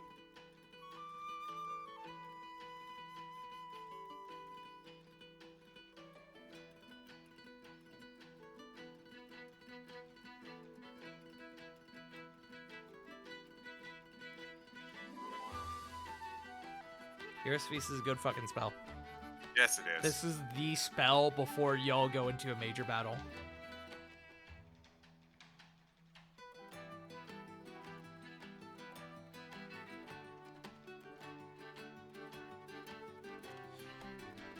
The feast, Hero's Feast, the event is about an hour long. This is the time for, if you guys wish to have any last minute discussions between your group or any of the NPCs present, you are welcome to do so. If you guys want to instead kind of dip on out and go find Zarek or Zaros, should you choose to, you're welcome to do so as well. But this is y'all's final moment of conversation before the end of the night.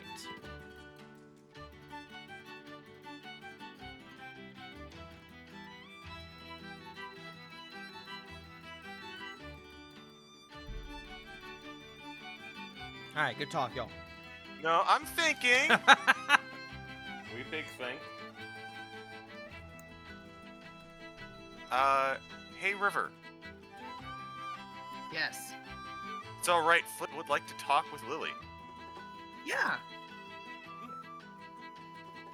So, Foot will make their way on over to Lily, whatever Lily is currently eating. You see Lily with a whole ass fucking turkey leg.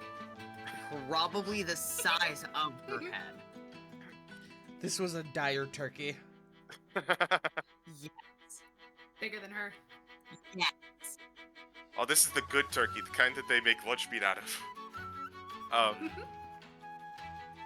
So Flit will walk on over, holding currently in her hand, she's got like a rather plump and juicy looking orange that she's just kind of like nibbling on. And she goes, You, feeling okay, Lily? I mean, it's not the first war I've been in. Yeah, I kind of wanted to ask about that, actually. I don't have a lot of experience with war or anything. What's it like? Everything moves really fast.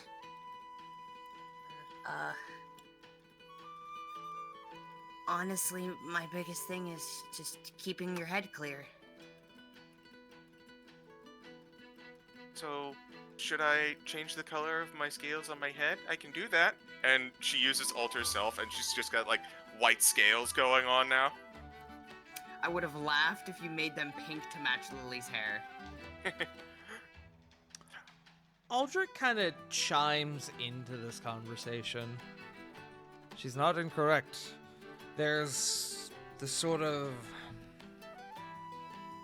I don't know what the word is.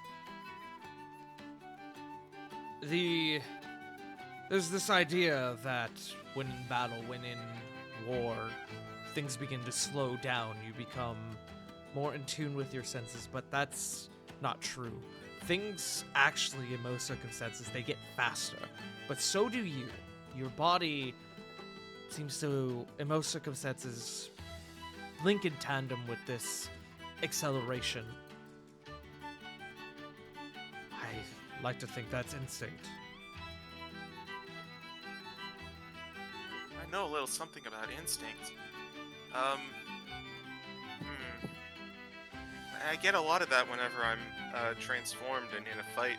Maybe it's similar to that, but in like a big scale.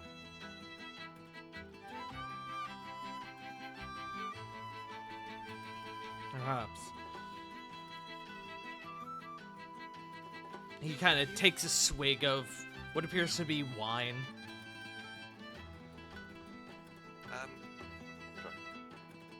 Lily will also, like, take a big drink of whatever ale she was probably drinking. Aldrich, instead of taking part in all this, like high calorie, protein heavy food, he seems to have this very luxurious looking salad in front of him. Oh. He's the most beautiful, like, chicken Caesar salad you've ever seen in your life. Even before the war, today is not cheat day. We are not cheating. He's at the Olive Garden right now. Unlimited salad and breadsticks.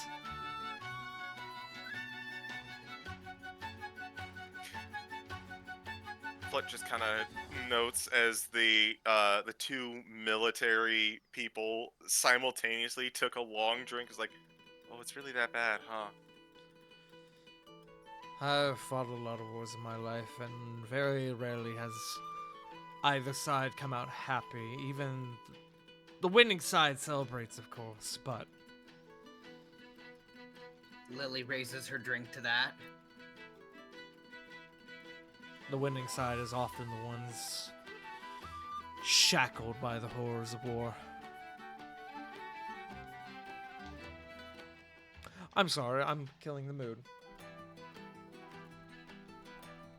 I mean, I asked. Tomorrow we do a good thing.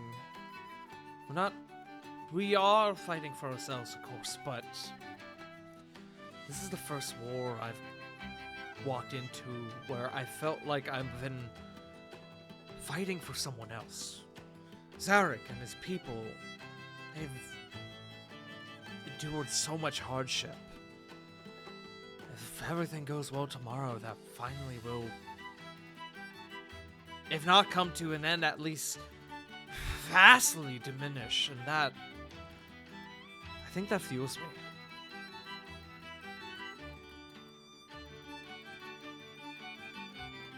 I don't know about war or anything like that, but when it comes to fighting for others, fighting to make sure that they're doing better, that I like to say that I have a lot of experience in it. That is a great feeling.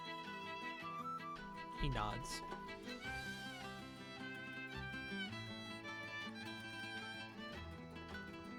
Anything else for this conversation? I think we're good. I'm good. Lily just goes back into scarfing down food. It's like those old cartoon cartoon mice where they're just. For someone who is only 3'2", she can absolutely put down a lot of food. Lily's our Ravon. Mitsuri. What? Sorry, Cora? Pink hair. Lily's our meat city from Demon Slayer. True! Strong as fucking eats a lot. Surprisingly so.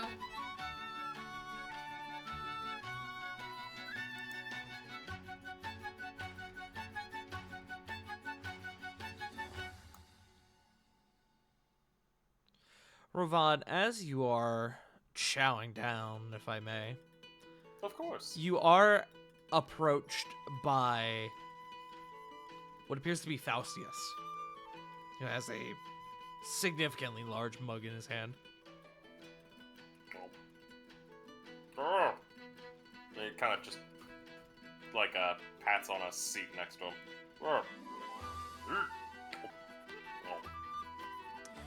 You and I did not get off on the right foot when we first met, and I know we've made amends for that since then. But out of all the things that my father taught me, my father, he throws up visible air quotes, the thing that I've always held close to my heart is that on the day before a major battle,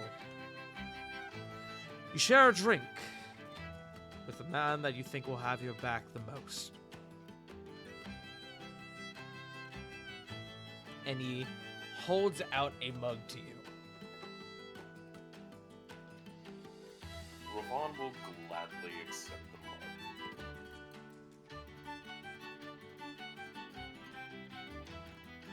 A good tradition, behold. You and your friends exposed Amadeus's treachery mere hours after you arrived. That is no small feat. You all have put this new refined inspiration where morale was sorely lacking. We wouldn't be here without you all.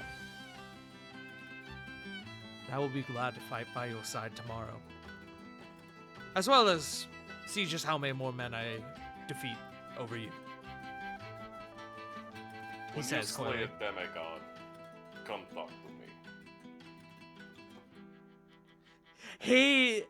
He looks at you and he's kind of he looks confused and then wait. I'm just gonna fucking drink. And He's gonna go for leans the back. Yeah, he's gonna drink too. He's gonna heavily drink, and then he's gonna refill both the drinks with the alchemy chug with the best ale that he can produce from this thing. Oh, they did this sport. Besides, we both will be in different parts of the conflict. would not mind having a competition against you. Whoever gets the bigger targets wins. Quantity versus quality. Do you mean quality over quantity? Both. Both. Yes. Okay, so two-stage conflict. What it two-stage competition? What if there's a tie? Say I kill more men, but you kill the biggest one.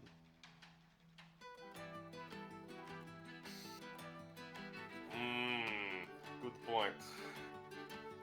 We'll settle this the old-fashioned way. Rock, paper, scissors.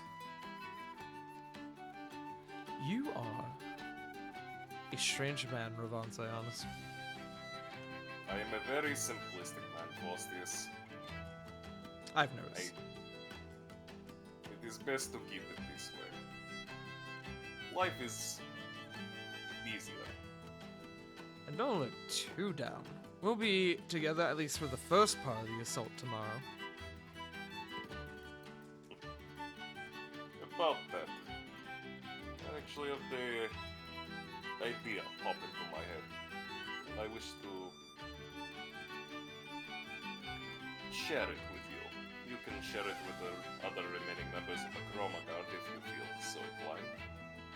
Oh, do go on. From everything that has occurred up till now, this war, the incursions via the Hellfire Assembly, and many other problems,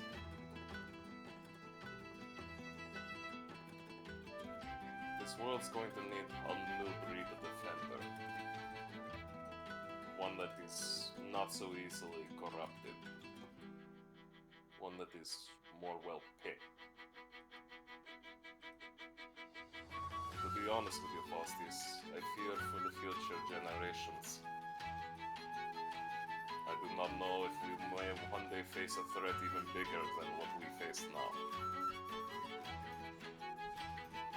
I'm looking to at least find individuals who might be able to help me bring about the next, or at least a new breed of warrior. And Robon's gonna lean in and Tart. He'll whisper all the information about it to Faustus. Okay. Kind of wanting to gauge Faustus's reaction.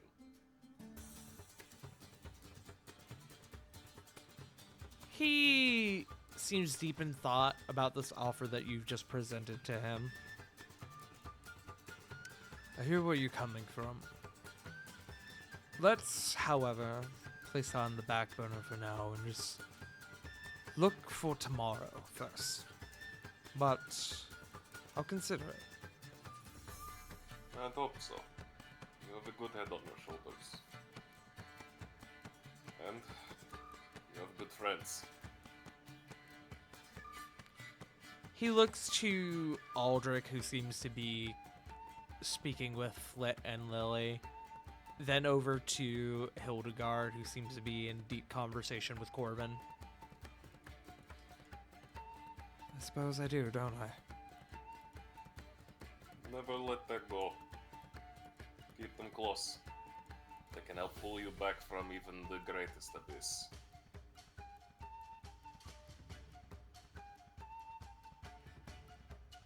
He nods. Like I said, you are one word, one phrase, simplicity, the next, immense wisdom. You are a man of many talents. That would be more Corbin's spiel. I am a humble man. However, and as he finishes the drink, he kind of looks on over. I'm going to ruin that humility by going to go find the soldiers and give one last rousing speech. And he kind of just pats Faustus on the back, and he just goes, I will see you soon, brother. Well, go ahead and make me a con save. Just by the way. Okay. just want to see how intoxicated you are for this. 16? Okay.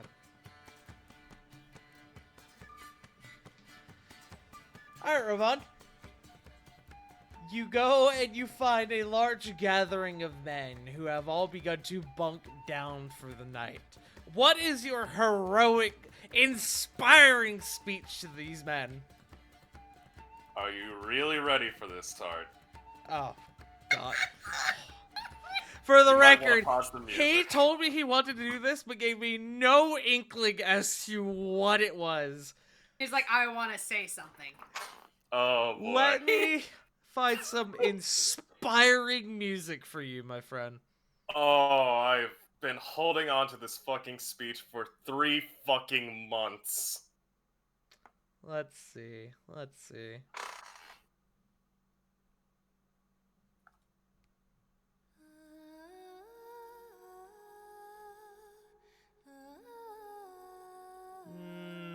No. What is this from? It's from Baldur's Gate.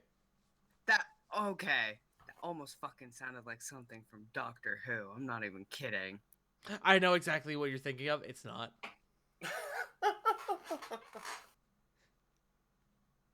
Actually, fuck it. I'll go with that. I don't...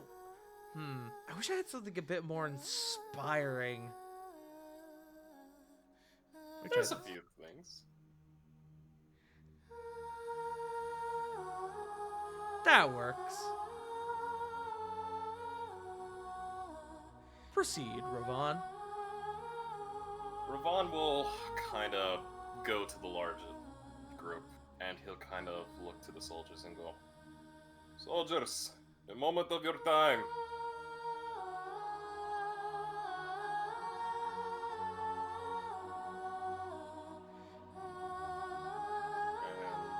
And if any of them are willing to listen, he'll prepare himself." This is me right now, by the way. Alright. Taking a deep breath. In game and out of game. Show us What the kind of- cast guidance. No. Oh, kind of. This is Ravon and only Ravon. I know, I'm not there. He'll kind of point towards Zorn, the city. Do you see that? Are you all as insulted as I am? This is what stands against us. This rabble. We are to siege one of the mightiest cities on the face of this world. The fury of our souls shall send the enemies to the 9 hells in flames. We stand united in our thousands, our weapons without number, our purity without question, and our hearts beating courage through our blood. And this is what awaits us. Brothers and sisters, a legion of beggars, dregs, and barbarians wheezes its dying breath across the plains in that city. Forgive me when the moment comes when they whine and weep against our besiegement of the walls. Forgive me that you must be ordered to waste ammunition upon their worthless bodies. Never again in life will your actions carry such consequences. Never again will you serve as you serve now. No duty will matter as much, and no glory will taste as true. We are the protectors of Vanahir. On this day, we carve our legend in the flesh of every foe we slay. I have looked into your faces and seen what this war has cost all of you. I have followed the flow of battles that each of you have survived to stand here on the final battlement. I see everything you have endured. Those stories written in the light of your eyes. To give everything you have, even your lives, if it will take this damn city. Sons and daughters of Vanahir, ours is the blood of heroes and martyrs. They dare tread the sacred soil of our world. We will throw their bodies from these walls when the final day dawns. This is our city. This is our world. Say it! Say it! Cry it out loud so those bastards in the city will hear our fury. Our city, our world. Hurl yourselves at these walls, brothers and sisters. Make these bastards die on our blades. We will cast their carcasses from these holy walls. Tomorrow we go not as men, we go as gods of war, of death, of divine justice and fury. Glory to the first man who kills them and dies, for he shall be remembered and known as immortal. The time for speeches is done. The great test is here. Your orders are simple, yet heed it well, and exert yourselves to see it done. They await us, and we are coming. Kill them all. Go ahead and make me a performance check. You got it. If there was ever a time to roll a nat 1, now would be the time. I still have that at spare. Performance, you said? Mm-hmm. I'm not good at this. That's a 12, but fuck it. We're gonna go to sleep. I'll re-roll it using the brooch. I believe you've already used the brooch today. I was going to use the brooch back during the fight against... That's right. That's right. Okay, go ahead and reroll. Oh, that's a 9. That's worse. It is worse. So we'll take the 12. Or does it make you use the new roll? I don't remember. I'm going to default to whatever you say. Let me just check the lucky feat, because this is what I was basing it on.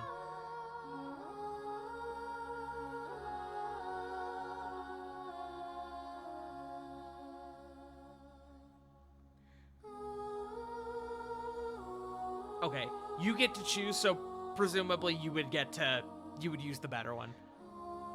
It's Yeah. not your best speech, not your best performance. Yeah, a little sloshed parts.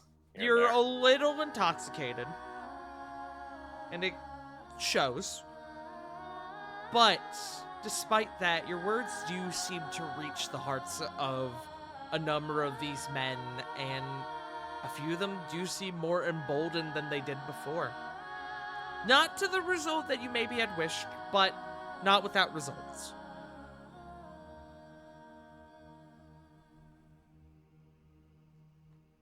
All right. And with that, After that, that's it. okay. With that, we get back to our lovely soiree. Corey. Hi. Diana kind of sidles up next to you. So, we rush into war tomorrow to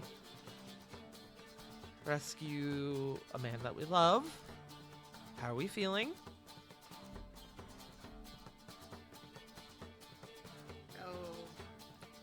So worried. Yeah.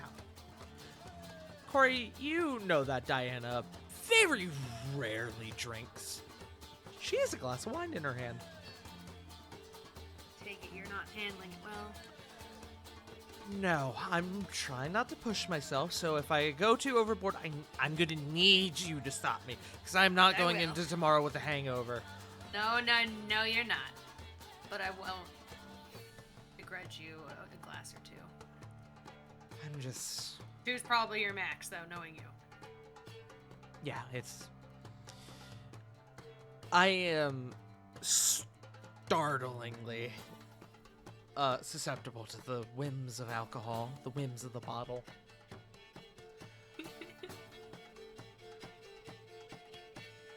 And I get... You might have seen it once or twice, but I'm an angry drunk. Like... You're just angry when I try to make you go to bed. Like, not even, like, no offense to you, but I kind of turned into you a little bit, and that I want to, like, start, I want to start, like, throwing hands with people, you know? Like, I don't throw hands at everyone. like, when I I'm want to, drunk. like, when I get drunk, I want to fight, and I I'm... don't want to fight. I want to compete. There's a difference. Corey, you want to fight some people. I want to do that sober. I don't see your point. I didn't specify when you were drunk. You're right. But my head's just racing. I'm anxious. I can't sit still. I feel like we've been preparing for tomorrow for forever, and In a way, we have. I don't know what I'm gonna say to Cedric when we see him. I'll be happy to see him. You sure, dumbass is yeah. the first thing I'm going to say. but- Yeah, probably something like that. Like, I'll be happy to see him, obviously, but what a goddamn fool!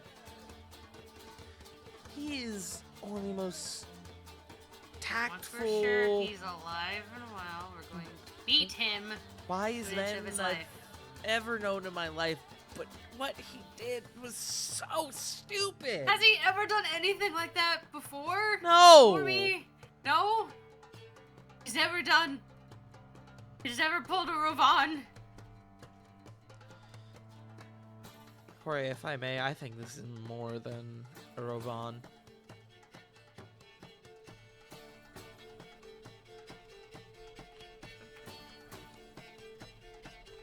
We'll be okay. By the gods, it will be okay, or I'll make them pay too.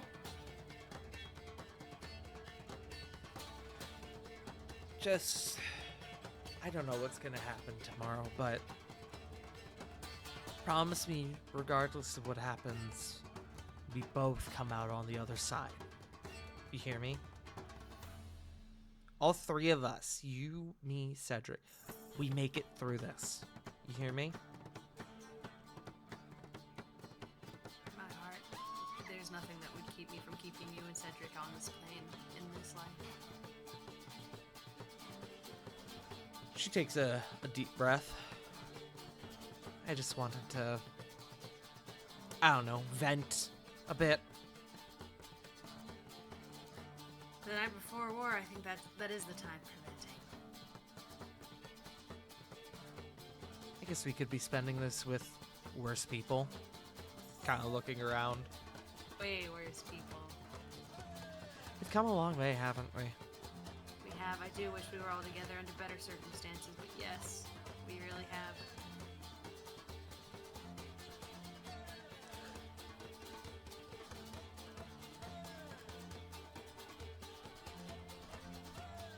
Once this is over, I guess we're almost at the end of this weird and wild journey, huh? We'll have to start looking at what the future holds for us three. Yeah. But tonight, as she takes a swig of her drink, tonight is the night. Oh, okay, I shouldn't have done that. Corey finds a drink nearby and grabs it. Drinks too, if she didn't have one already. You see, she visibly wobbles. Ooh, I should not have done that. Hey, is that a mixed drink or wine? Like, I don't know, something Ravon gave to me. oh no. Corey's gonna use shape water to at least stir it, so that if it's a mixed drink, it at least maybe taste like it's supposed to. It tastes like peach? I've never had peach wine before. There is a cocktail I want to bring to the menu. Oh, that's one thing I want to get back to is see my bar. I want to expand on it. I'll expand the Twilight District. There are worse professions than being a bartender. I think you would do good with that. Sit around, hear people's stories, maybe I kick think- ass every now and again. I think so. That'll be a nice home base. I mean, you and Cedric are my home, but it'll be a nice resting point. You might have I to think I want fight. to travel still. I've gotten to see places that I never would if I had just stayed on my current path when I left Haven. And we never would have met. No, I wouldn't have. Leaving Haven was, or getting kicked out of Haven was the best thing to happen to me when I think about that. Kind of ironic when you say it like that. Yeah, especially when it sucked ass. But you're way better than anyone I could have ended up with in Haven. I'm pretty sure. I don't need to do any research to know. I don't need to ask the gods. I know. Well, considering one of the leaders was a weird devil thing, Mm-hmm. I'd be inclined to agree with you. Mm-hmm. She kind of takes her hand and tangles her fingers in yours.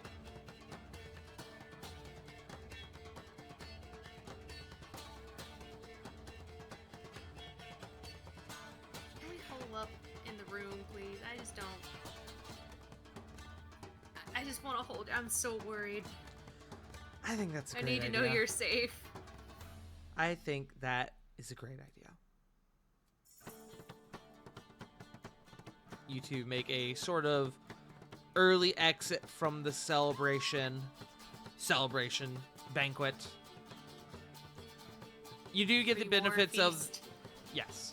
You are granted the benefits of the Heroes Feast, even though you do leave a bit earlier, and your night is more calm than maybe that of the rest of the party.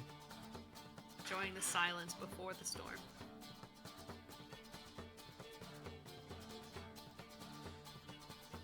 Sarah did get pulled away, so I am unfortunately not able to do a scene with them. But unless anyone else has anything they wish to do, or anyone they wish Wait, to hold speak on. with. Oh. Okay. I can pass if you're okay with that, Sarah.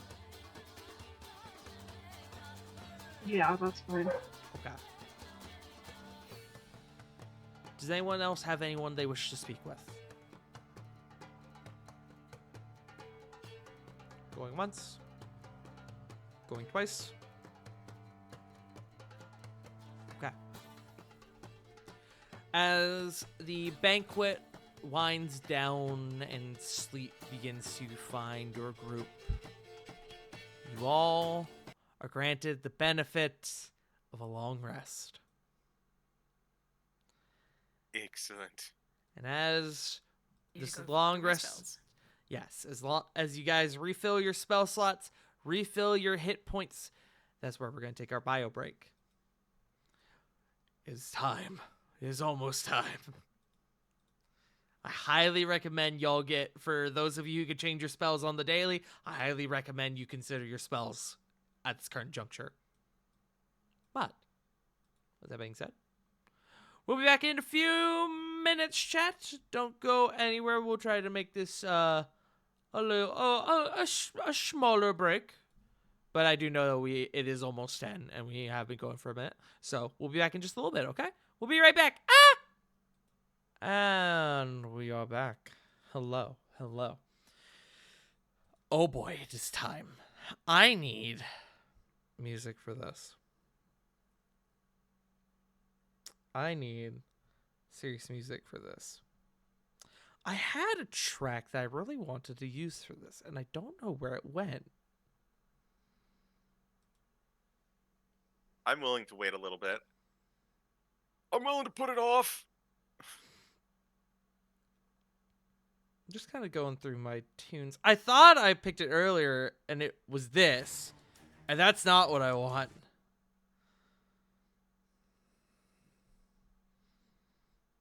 Maybe it was this. It was this.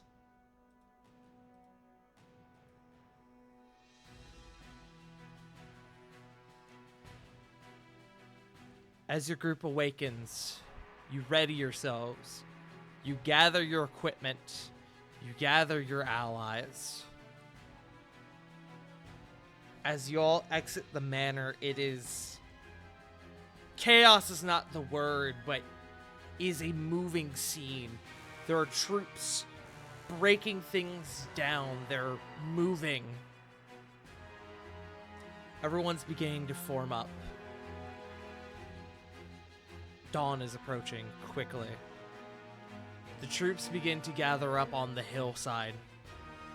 Just over the hillside, down the valley, some 100 odd feet away, odd hundreds of feet away, is the city of Zorn.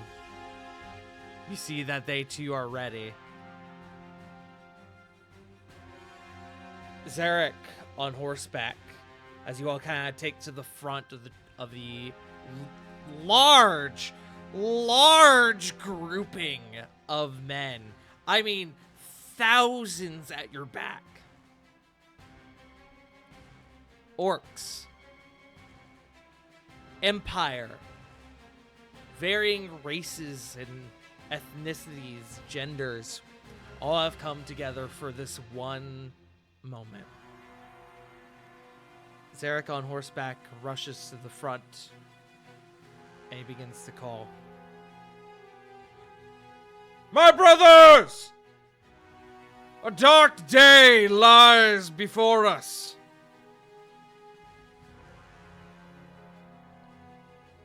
A red dawn rises. A monster lies in that castle. One who would see to the destruction of us and our loved ones. This monster has already slain countless of our kin. Yet he sits upon that throne and calls himself a rightful ruler. A king, herald of Kutal Khan. I see no king. Nothing but a tyrant with foolish visions of grandeur. I ask you this.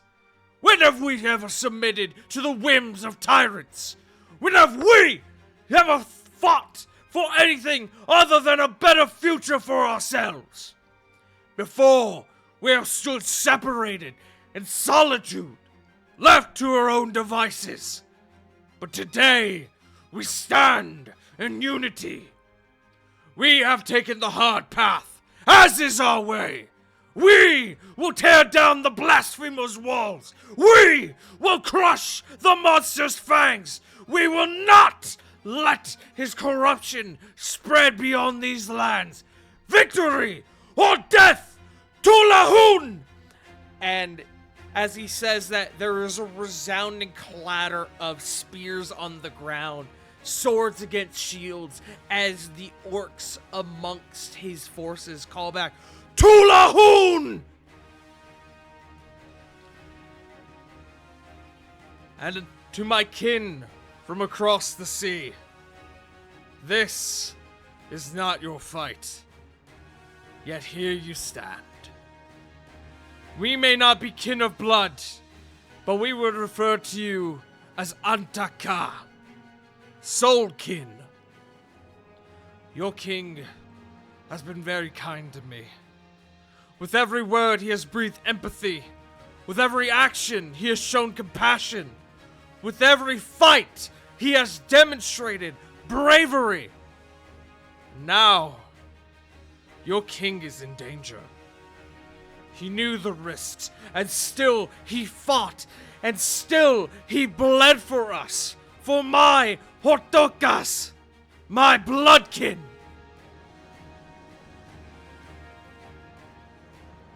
I have no right to ask you to continue this final fight with us. I merely plead, as I know it's what your king would do. You too have experienced hardship. If Skull is not stopped today, he will invade your lands. He will destroy your homes. He will butcher your kin, our kin. I ask you, will you fight with us? Will you lend us your swords and fight not just for us, not just to save one of your own, but for a better tomorrow? And as he says, as his words echo out, there's a moment of silence, but only a moment. Zaros speaks out. I have been in the Fierce Lands for roughly 15 months now. I miss my family. I miss the peace. But more than that, I've witnessed the horrors your people have been forced to endure firsthand. That would be demoralizing for most men, but me, it has pushed me to fight harder. My Orcish is subpar at best, he says with a stifling laugh. But I've picked up a few terms in my time here. There is no Orcish word for friend. The closest I've been able to find is Quen. Brother. So, Quintaka, if you would have me, my sword is yours. As Zarek hops down from his horse, he takes Zaros' hand. And I would gladly take it, friend. Who else will join us? As he calls out, do any of you answer?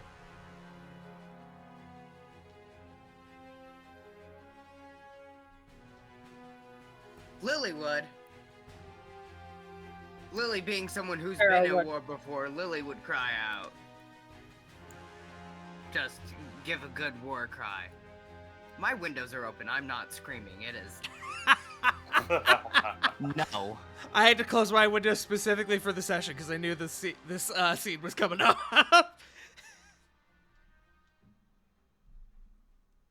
Fuck it, Roban will join in. He'll slam his spear onto the ground, roaring out.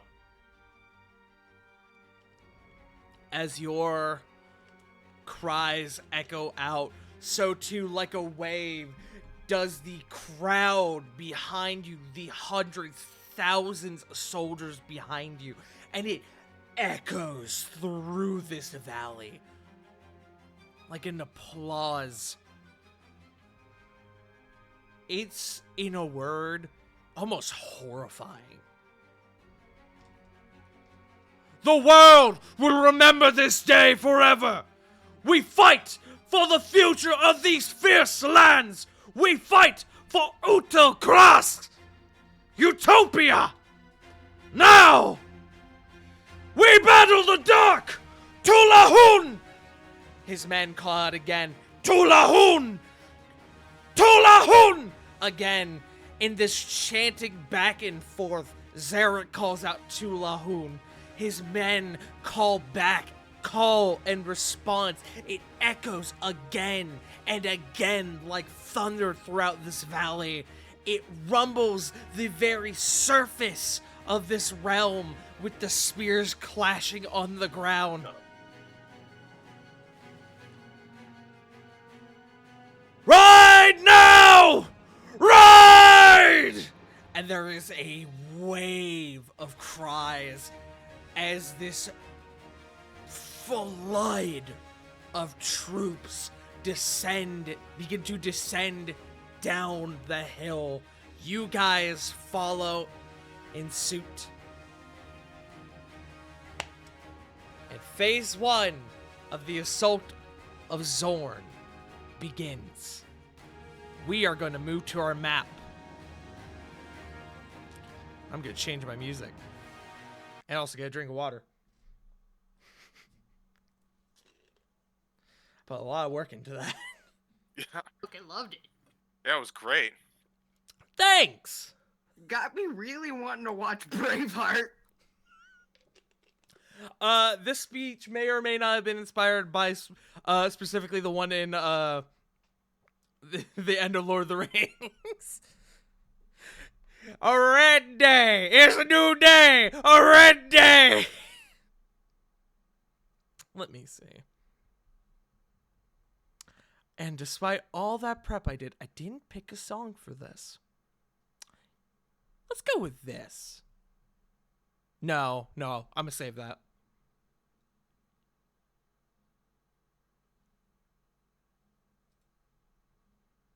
Play? No, I need something more. I know!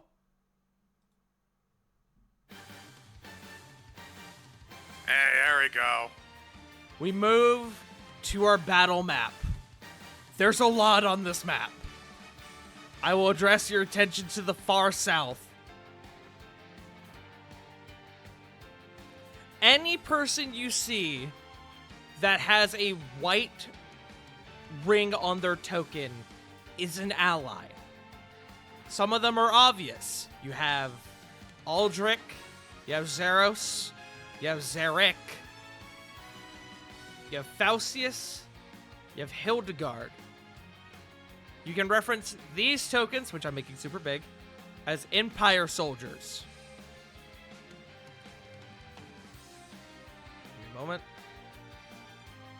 And then you can reference these tokens as Skull's orcs. Not Skull, Zarek's orcs. I don't know why I keep getting their names mixed up. But you guys will notice your tokens down at the very, very bottom.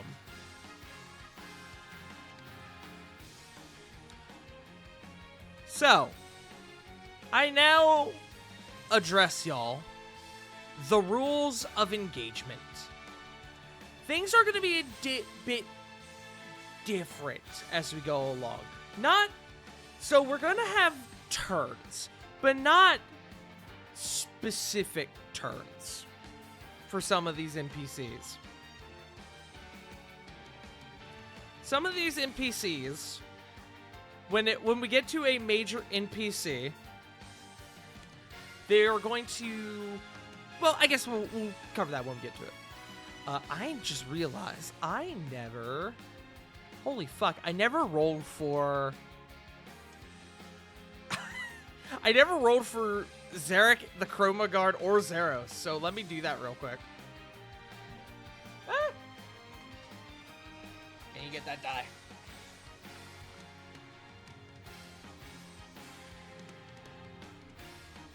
Okay. Rolling for the Chroma Guard first. Hey! Guess who's at the bottom of initiative? Oh. That's Oh my- Hildegard! Oh, no. Faustius didn't do great either. Oh, sorry, no, that's Aldrin. Well, truth be told, none of them did great.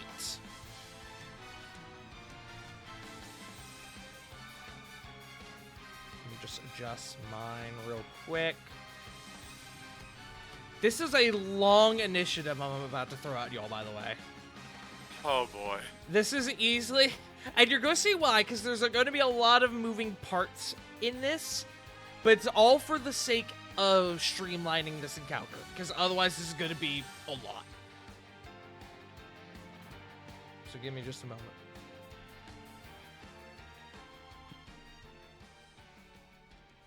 Okay, let me make sure that's right. Okay, rolling for Zarek. Oh, that's a great roll from Zarek. Hey, we got one. Zarek is right up there next to Rovan.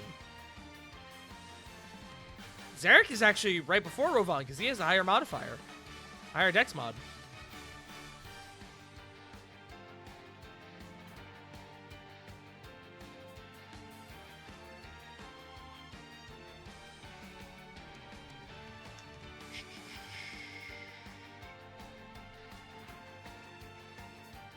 I think I made a slight mistake. Ah, I see what I did. Okay, I'll have to fix that in a moment.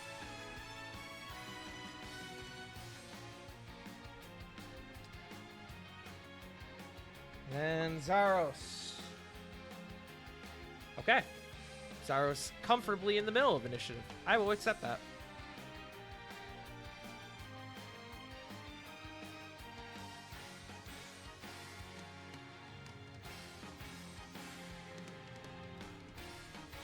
Okay. I'm gonna double check because I have a lot here, but I believe this is initiative proper. I'm just gonna get one last run through. Yep. Okay. I will direct your attention to in-game. This is a lot. At the top of initiative. Actually, before I do this, I'm gonna need somebody to Jaeger Corvin for this. Who wants inspiration? I don't know how to play a bard, otherwise I would. But I already have it, and I'd give it to someone. I can Jaeger Corvin. Okay. Do you have access to a sheet already? I do not think I do. That's what I want to play next. A bard? Yes. You can do it for campaign 2. Could do it for campaign too. Let me know if you can Maybe. see that flip. I believe I can. I'm currently loading because Roll20 takes forever. Great. What about a barbarian? Could do that. Could do that. I've seen people do it before. But If you divert your attention to in-game, that is initiative. Holy shit! Holy shit! There's a lot of moving parts. I managed to beat sorry! At the top of initiative in rare form is Reihua Kore. Take it away, Punk. Hello, my loves. Hold on, I have to check one thing. I didn't expect to be. Didn't expect to be first at the end of it. Hold on, just 1 second. Sorry, spare me the 2 seconds for being first. Yeah, you're good.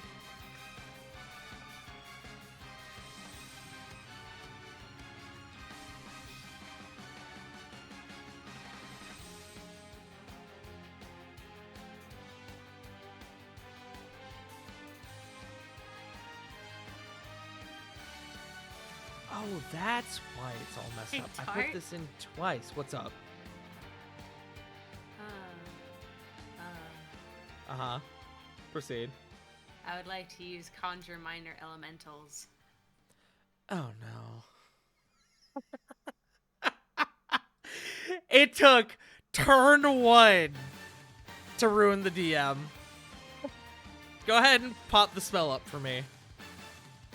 Ball text! Go! Okay. How many? Oh no! Please We'll be. put them all in the same turn. I have found a Or they can go problem. my turn? What? Casting time is 1 minute. Oh, Mm. fuck, that's right. We forgot to cover Flit's thing. I was about to ask, but I didn't want to overwhelm you.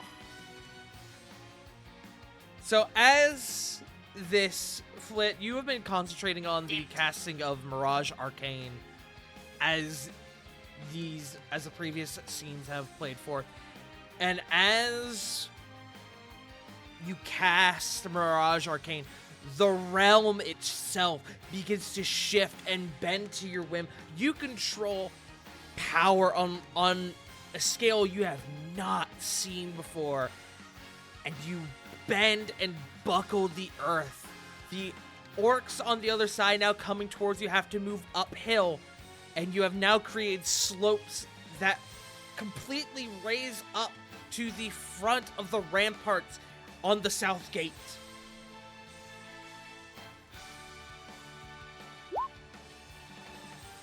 Mirage Arcane.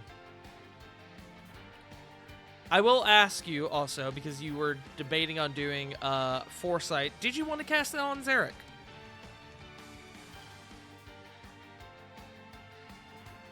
I think I do. Okay. Foresight on Zarek. I'm going to put a marker on his token right now.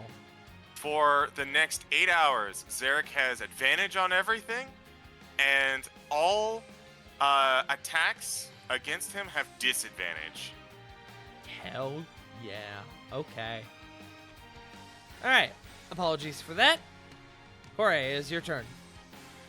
Okay, sorry, I came up with half a backup plan. I will, because I did give Flit the chance to do shit like Foresight and Mirage Arcane. If you want to, I'll let you cast it. But you were no, casting you're it in okay. Crit.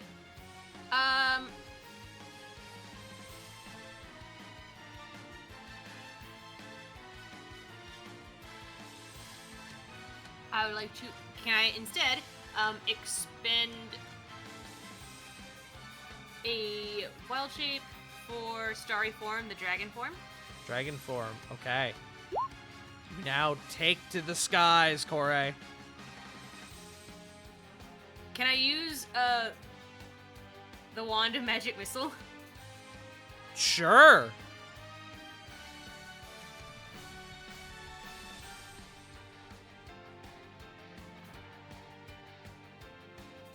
I'm double checking. Does your... Are Skull on them on the field? Are they the orange ones? Yeah, so anyone with a white icon is an ally. Yes. As well as the Aldrich, Faustius, and Hildegard. They have like Tanner tokens. I forgot to change their tokens. They are allies as well. But anyone else who's like the red, orange, and yellow, feel free to go ham on. Above game, real quick. Your starry form, Like this? does that take an action? Bonus action. Bonus action, great. Yeah, so like this goon. So you'll notice there are the normal troops, and then there are what appear to be captains out in several places along the field. Not the main guys.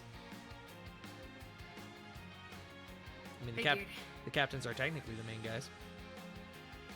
It's okay. Yeah, so we'll expend Magic Missile 3 of the 7 charges for a 3rd level. Okay. How many missiles is that?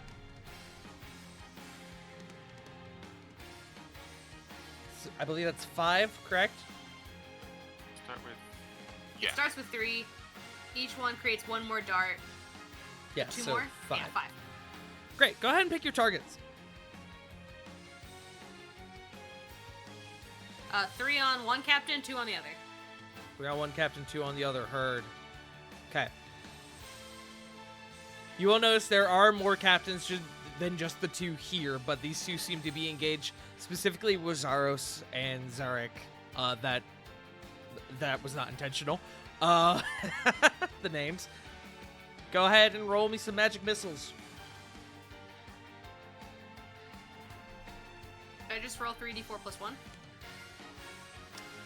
You can roll 5d4 plus 5, or 3d4 plus 3, and then 2d4 plus 2. Because it adds plus 1 per missile. Yes. Huh. 3d4 plus 3 and 2d4 plus 2. Yes.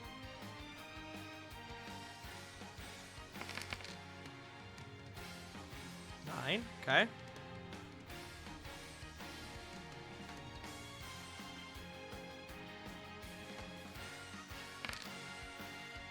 And Yeah. 7. Okay. As there seems to be a line forming where several of your more renowned allies are taking on several enemies, you cast Magic Missile and it begins to lay into the captain, seemingly catching them off guard. That's good shit. Is that your turn? Yes. Okay.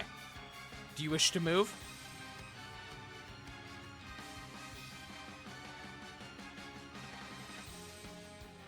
Yes, hold on. So I will I wish I let could roll everyone because know. I don't want to go up alone. You're gonna hold off?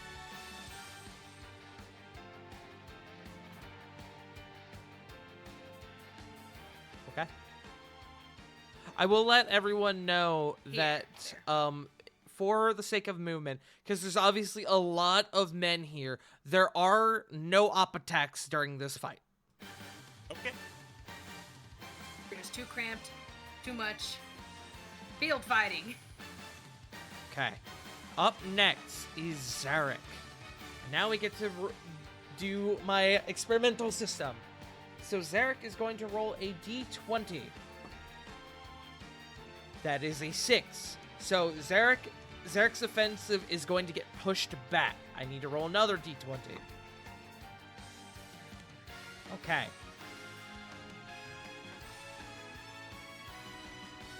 Zarek rolled a specific number, so he is going to take some damage. As Zarek goes to push against this, goes to follow the momentum. Wait, he has advantage. Yeah, he does. Let me re-roll. Oh, that's much better. Zarek is going to push the offensive. Getting a 19. And he's going to enact a major push. As he following the momentum of the opening you have given him, Corey, he begins to mow down men after men. As he is going to take 5 men down.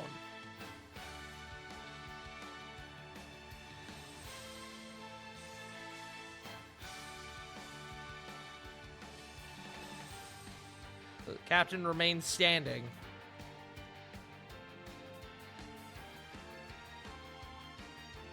But your boy Zarek goes hog wild. Hell yeah.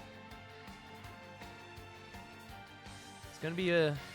If anyone's seen Dynasty Warriors, It's kind of what we're dealing with this encounter. That is going to be Zarek's turn. Up next is Rovan. Short turns for the Hello. NPCs for the sake of streamlining things. Hello, that's me. Hello, that's you. Seeing as how Warp's getting a little bit fun. 5, 10, 15. Gonna burn a 3rd level spell slot. Okay. I'm gonna cast Call Lightning. Call Lightning. All right. Go ahead and pick a point for me. Alright, It is a clear day out. that's fine. Let me just do some measurements real quick. My apologies.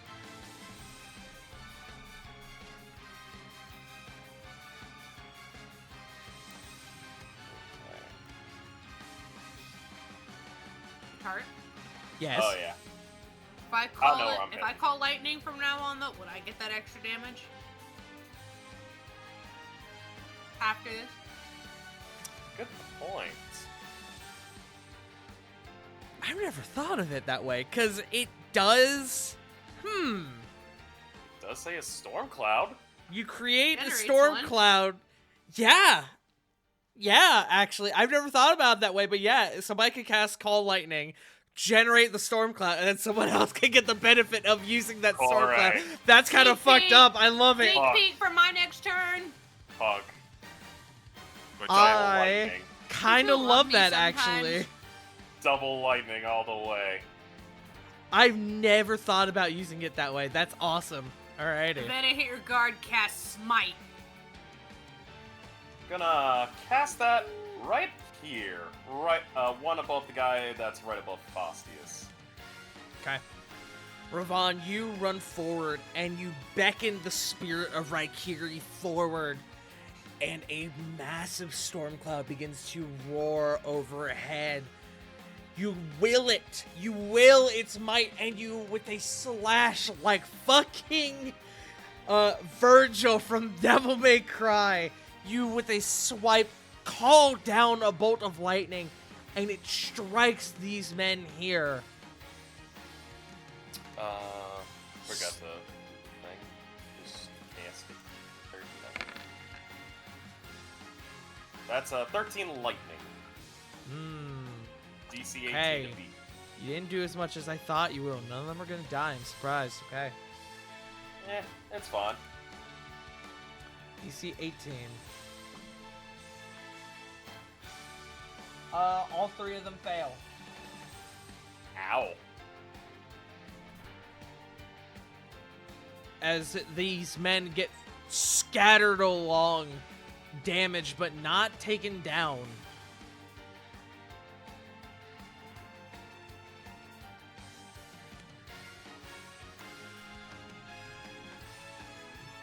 But it does seem to weaken the numbers for Faustius somewhat.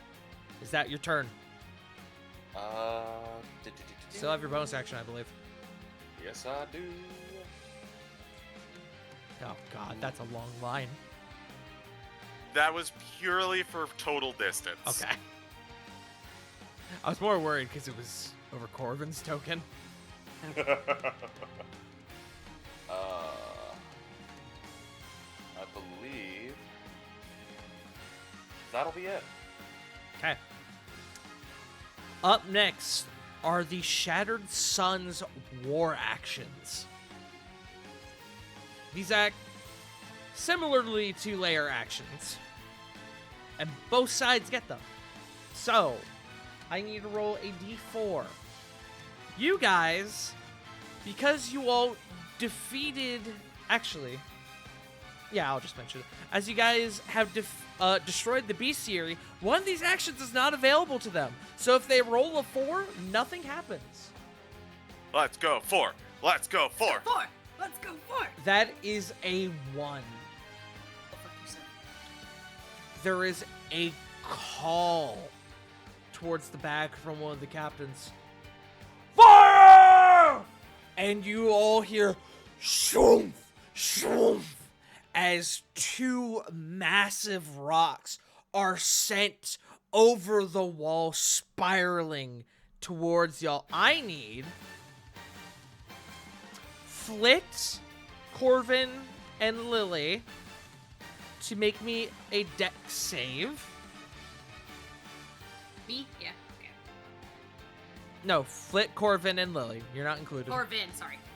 So here is Corvin's. That's a 14. Okay. Here is Yes. here is Flit.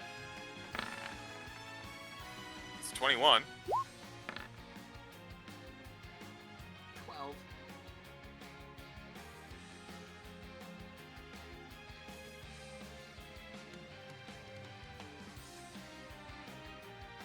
Actually, Bracing for oof. I need to double check this. I might have actually done this wrong. Hold on, give me a moment. I need to make sure I have the right size.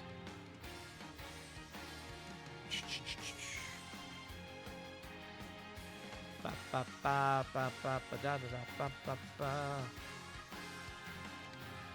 Where the fuck are you? There you are. 10-foot circle. Okay, one sec. It might not affect all three of you, actually. Give me a moment.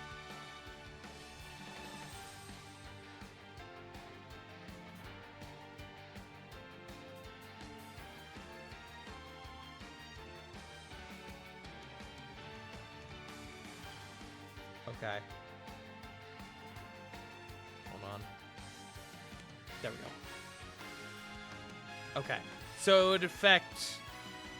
Let's go,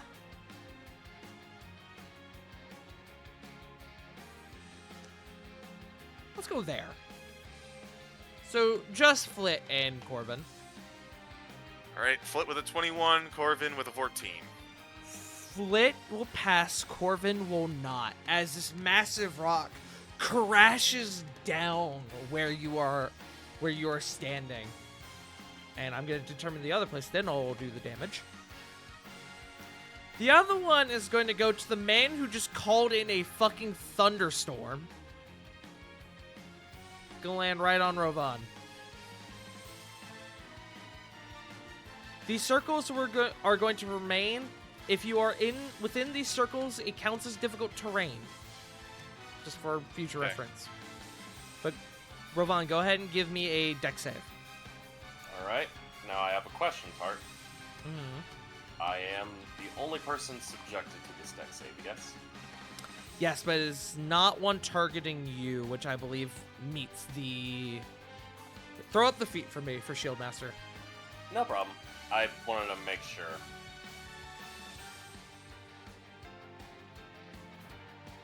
Targets only you. It targets a radius, not specifically you, so I'm going to say that this does not apply. Okay. Otherwise, Thought I'd it would be very cool if it did, though. You can use the shield to knock the stuff. Take Dex that save. shit like fucking Kratos. Don't tempt me. Dex save? Dex save. Ooh! That's an 11, and I... Yeah. Oh, your aura's already taken effect. Okay. Yeah, and I'm not wasting the reroll. Okay. I've already did that. Corvin and Rovan, you are both going to take 43 bludgeoning damage. Ow! Flit, you're going to take half, down to 21. Ouch. Would I be able to use my Stone's Endurance? You can. Thank you. I'm going to need it. And that was, so that was 43, you said? 43 to Corvin. That's 5. 38? Down to 38 for you, Rovan. That is, as you're doing that, the Shattered Suns war action for this round. Up next is Corvin. Flit, you're on deck. Oh, wow, you two are together. That's nice. Yeah, I noticed. Always something these things. So, Corvin, after getting fucking railed by this rock, is gonna go, ow! Oh yeah, well let me see how you like it. I like CG's Corbin voice. And he is going to pull something out, and he's going to go, fire! And he is going to chuck a bead of fireball right here on this lad. Oh, this poor lad. Okay, I need to... Was that 15-foot radius? It is a 20-foot radius. Oh, it's so 20 foot. Oh, Jesus Christ. Okay, hold on. Need to make sure that's right. 1, 2, 3, 4, 1. Ah, fuck! I got rid of it. no, I Thank don't you. Actually, yeah, no, that helps. Okay. You hold that right there for me, please. I will do just such a thing. I'm gonna roll 8d6 for you. How's that sound? Please do. Those are d8s. I almost did 68. Jesus. You know, 3 6s, but everything else is kind of.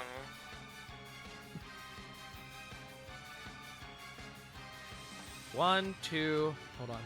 1, 2, 3, 4, 5, 6, 7, 8, 9, 10, 11, 12, 13. Jesus Christ. You're gonna make a 1 save for the group. Yeah, that's not gonna do it. As Corvin conjures up this massive ball of fire, and he yeets it into the crowd, and these men are sent scattering, going up in a torrent of flames. As they all... Grenade! Yeah, pretty much. Grenada!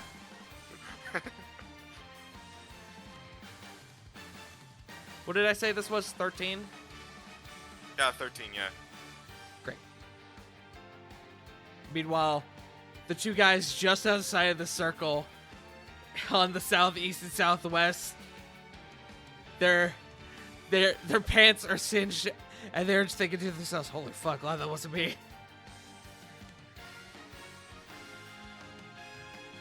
Okay. Is that Corvin's turn? That is Corvin's turn. Great. Let me just. Yeah, he'll want to be there. Okay. Up next is Flet.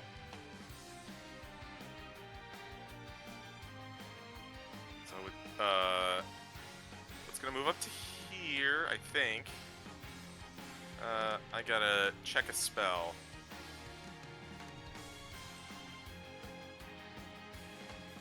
As you begin to move forward, you do see several men, many men who are engaged in combat. As they seem to be all right, especially like there are a couple nearby. Let's gonna focus on the front line.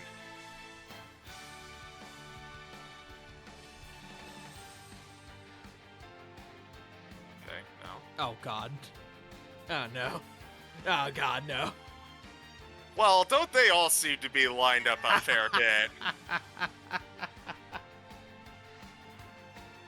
And Flit is going to see an opening and is going to cast Wall of Fire. Yeah, I'll do it. That's another 29. That's another 29. So let me just put the line here. Yeah, I'm trying to find my fucking... There's my draw tool. Mine. Orange It's gonna go down. fire. It's gonna go down immediately, so just consider it a blast Oh. spell. Okay. Yeah, I'm just going to like toast these guys and then drop it back down. Just rolling some things on my end. Wow, everyone failed, huh? Even both captains. Great. As you conjure up this wall of fire sort of in tandem with Corvin, and the men who have been squaring off with your allies on the front line begin to go up in flames. Aldrich, Zero, and Zarek all kind of take a step back with the intensity of the fire roaring up out of nowhere. They are thankful for it. You do see Yeah. Aldrich specifically kind of turn back to you and give you an approving nod. return a thumbs up. Just doing some math here. Great. So how many dudes was that? That was 1, 2, 3, 4, 5, 6. No, 5. Great. Okay. Is that your turn, Flip? That is my turn. Okay. Up next is the Shattered Sun, their forces proper. You roll a couple things here. 1d10. As 8 men fill in the ranks of those who are lost. Move forward.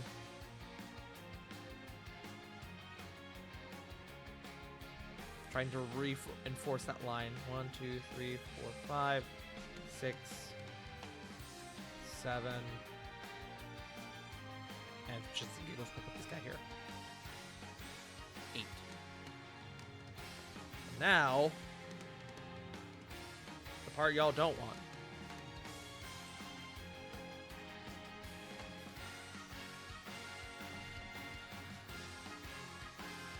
As the Shattered Sun orcs push the offensive, several of the men on your side are met with swift ends as one orc is defeated and 4 Empire soldiers are defeated.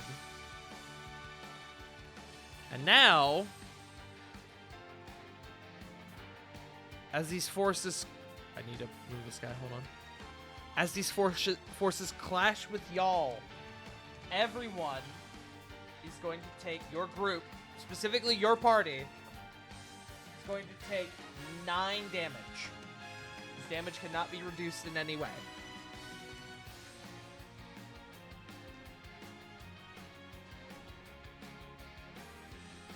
There's a lot of moving parts, but not a lot of moving tokens. You'll have to forgive me.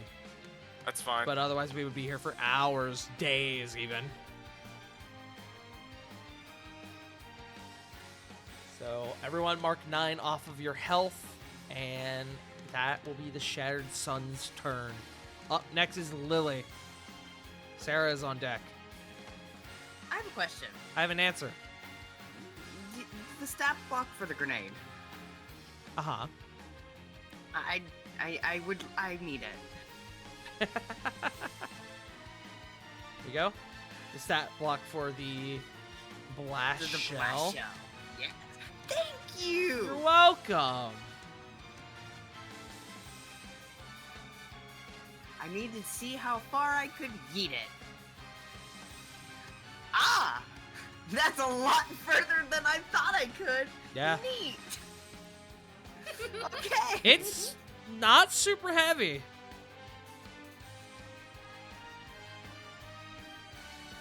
It's almost like gunpowder is a somewhat light substance. I know, it's wild. Bonus action. Lily's gonna throw up that, her Shield of Faith. Okay. Shoot of faith. And then she's gonna pull out the blast shell. I can throw it up to 120 feet away. You can fucking yeet that bitch. 120 feet is a little sick nasty, I will admit. Oh, that's hey, with I the can put a launcher. grenade icon on you.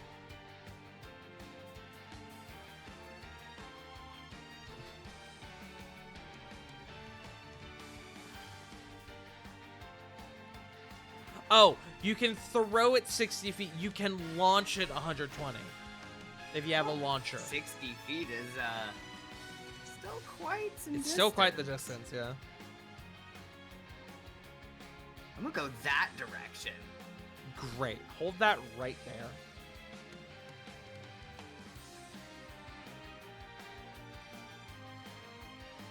It says within 20 feet, so I guess it's a circle?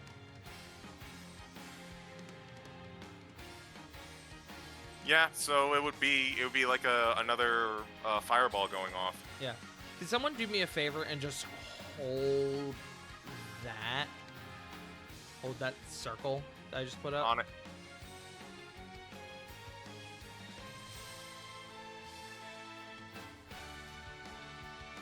math thing.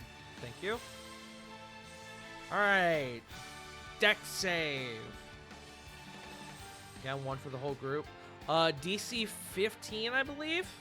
Yep. Okay, they will pass. They'll take half. I will go ahead, and since you're holding that for me, I'll roll 5d6. Oh, wow. I will Thoughtful. take that. That's still fucking nasty. Okay. So that will be half down to 11. So no one dies. However, you notice that you absolutely maim a few of these guys, especially those closest to the blast rate, like closest to the epicenter of this blast. As, you know, you just threw a grenade into a pile of men.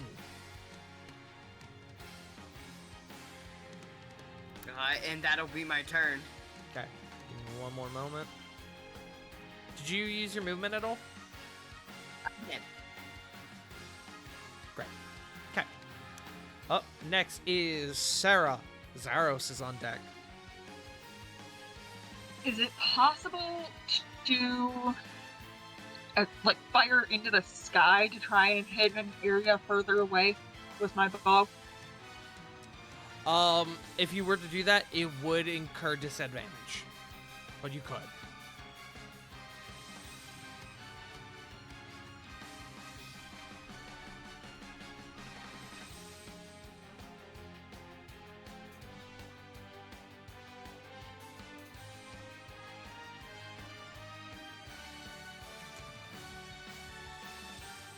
Shit. Okay. I don't really have options to not hit our people.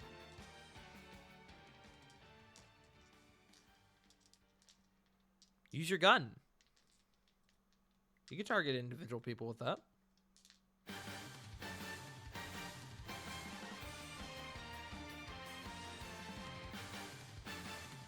Ivory or Hippogriff? Either. You know what? I don't use Ivory enough. Let's do it. Okay. So let's go for this guy here. Okay. Go ahead, make your attack.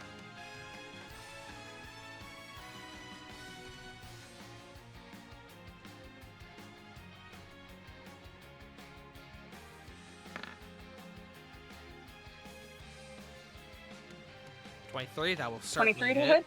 That will certainly hit. You incur sneak attack. Should you use to enable it? Oh, you don't need it. Keep your sneak attack. Whoops. As your allies rush forward, you quickly take out your revolver and you take a shot at this guy who seems to be engaged with one of the Empire soldiers. He's standing over him, going to make a final blow, and then you take the shot, hit him square in the chest, and he collapses to the ground. The man on the ground scatters back to his feet. Thank you! You have another shot.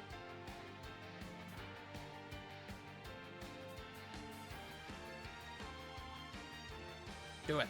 Rock it. Shoot him! Shoot her! 29, that will certainly hit. Roll damage. 16. Again, you don't need to use your sneak attack. Also, I did forget to mention a very specific thing with you. Raven is taking part in this battle. Raven, I'm not having as a separate token for this. She's just going to share your space, and if you want to, you can use your bonus action to have her attack another person. Okay, got it. But very similarly to before, these two men are squaring up on this orc, and he is taken out by another resounding crack of your revolver. Numbers are diminishing. Okay, and if that's the case, we'll have Raven go for this. Okay. Make me an attack with Raven. I'll give Raven advantage because there's two other guys there. So it will be a maul attack. Okay.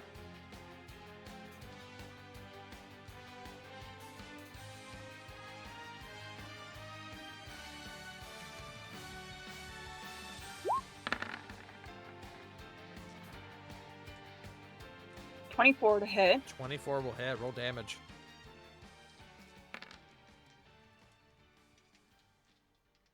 Okay. And because she went more than 20 feet straight towards a target, Mm-hmm. she can do an extra 1d6 slashing. Okay. Roll it.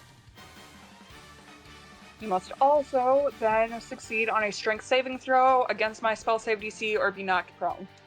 Well, that's a nat 1, so that ain't doing.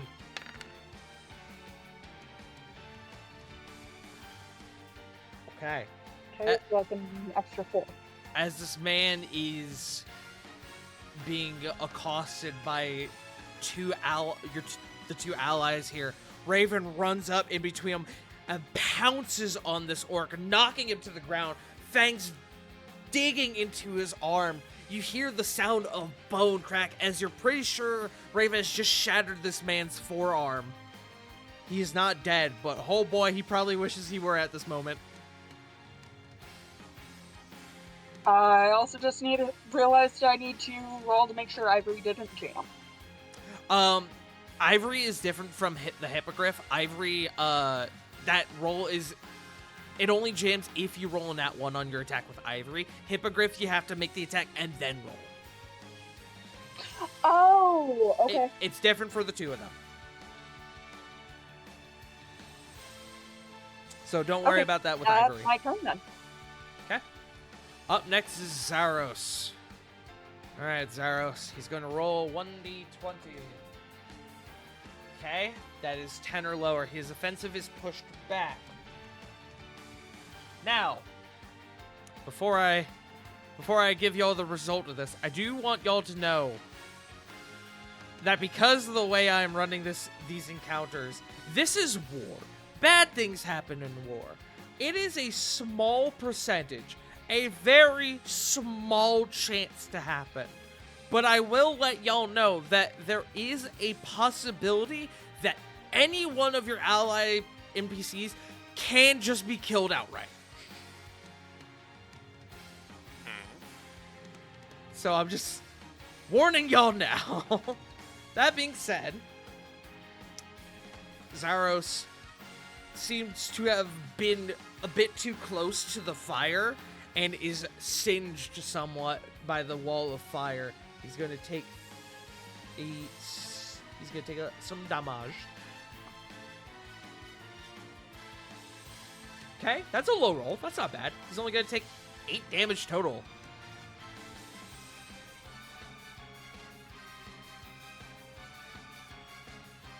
Unfortunately, his offensive is pushed back. That it will be his turn. Up next are the captains. Now, I have to pick 3 targets.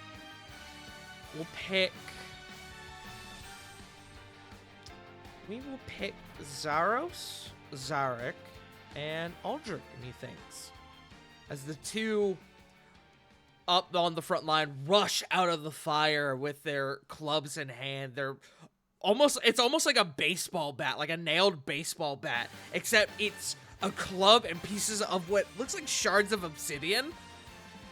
Almost like one of those the fucking like Aztec what's the name of it? Like the Aztec weapon? The Aztec War Club? I guess Yeah, so. I know. I know what you're talking about. I never can pronounce it. But they rush forward, attack on Zarek. That will hit Zarek. Or, not Zarek, Zaros.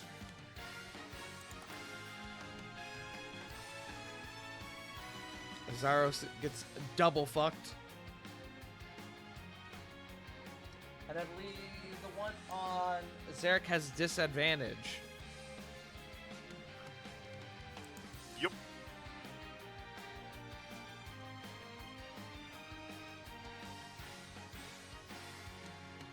That is 12 to Zaros. Again, kind of a shit roll, but that's fine.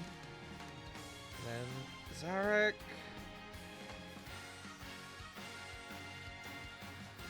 That is a 19. That is going to miss Zarek. Haha.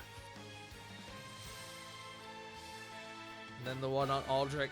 Aldrich sees Zaros get clubbed a bit, and he kind of turns, Zaros! And as he turns back, a javelin from somewhere in the far back pierces into his shoulder.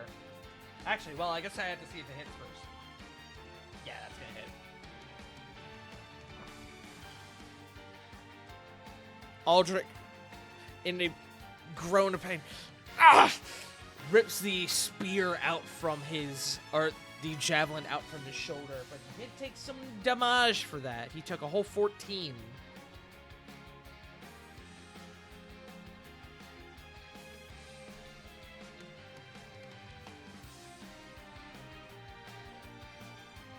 Push the offensive! Don't let them through!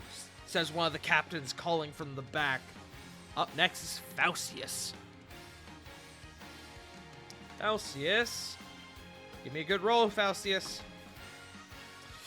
That's a bad roll. Faustius is going to get pushed back. But how bad is it? Let's find out. Okay. He's just going to take some damage. As he is thrown a bit off by the explosion from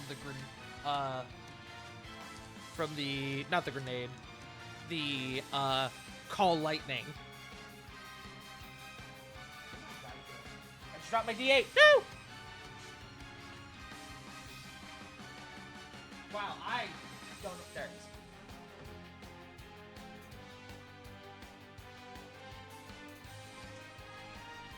I'm also looking at the time we will be wrapping here after the first round of initiative, Yeah. which we are quickly approaching on. Faustius is going to take a whole 5 damage. That was almost minimum. But his offensive is pushed back. Up next is Diana, who saw Corvin specifically get rocked. Yeah. She's going to come over here to her old buddy Corvin. Drop a 3rd level Cure Wounds.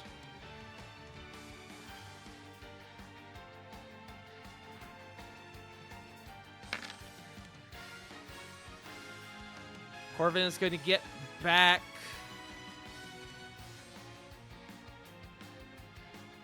23. I got you. Keep going. Oh, ever appreciated. That will be Diana. Up next, the Empire. 1d10.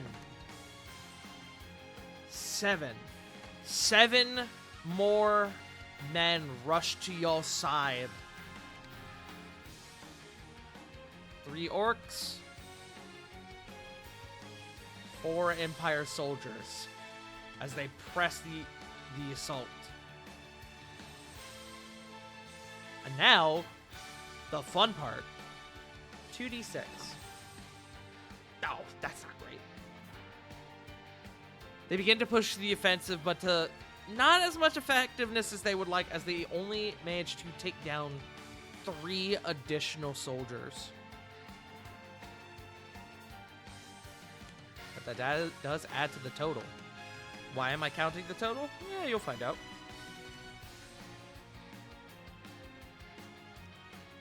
Wow, I didn't realize the slew of NPCs down at the end of initiative. Okay, up next is Aldrich. Okay, Aldrich is going to press the advantage. Good, love that. And he's going to get a minor push, which is okay. And he maxed it out. Nice. As Aldrich takes the last embers of the wall of fire as it is dissipating, and he lurches forward and with both hands almost conjures this like almost cone of wind and pushes the fire outward, almost acting as this impromptu breath weapon. And these 4 men are taken down in a torrent of flame.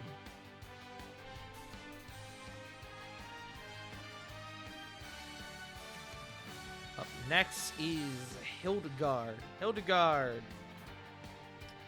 Okay, that's a nat 1, but that's fine. That just means her offensive is getting pushed back. There's no difference on nat 20 or nat 1 on this roll. Okay.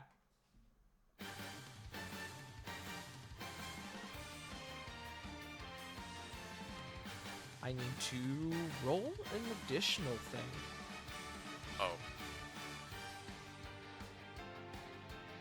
Okay. Hildegard is witnessing the chaos around her, and as she's going to support, she's beginning to cast a spell, but as she does, an explosion occurs near her, kind of rocking her to the core. A ringing begins to happen in her ears. Her turn is over. She is deafened for now.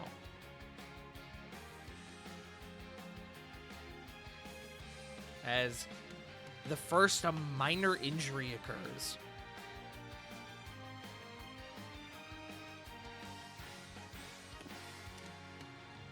With that, we get to the bottom of initiative. War actions for the Empire. 1d4. Y'all get the whole d4.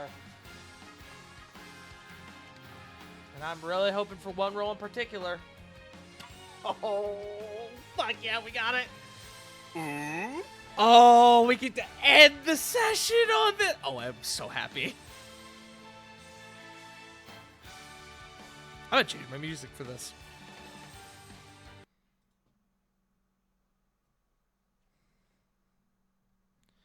Let's see.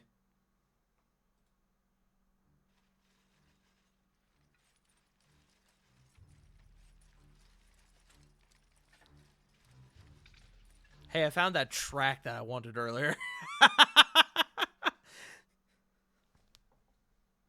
Let's see. Let's see. No, where the fuck is it?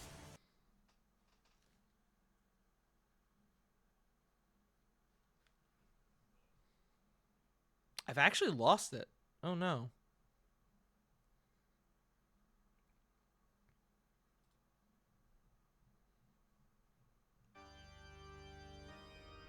This will do.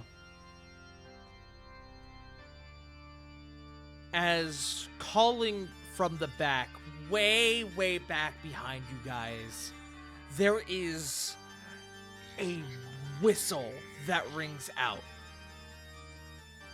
It's loud, it's piercing. A couple of y'all kind of stagger for a moment. It is that pronounced. It rings out for upwards of 5, maybe even 10 seconds. This high-pitched just whine. A few of you, it makes your ears kind of begin to ring afterwards. And after it dies down, there's a moment of silence as almost all attention seems to turn to the back. And then you hear this flurry of barking as from descending from over the hill, a cloud of teeth and fur as the war dogs charge forward.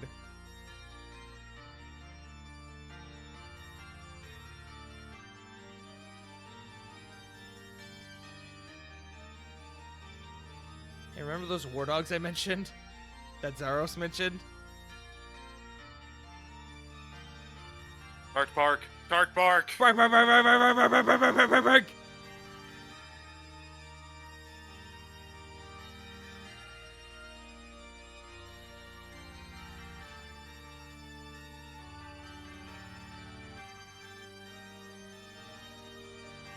You guys are reinforced by the war dogs. The hounds of war, if you will. Wait, that guy has to stop there.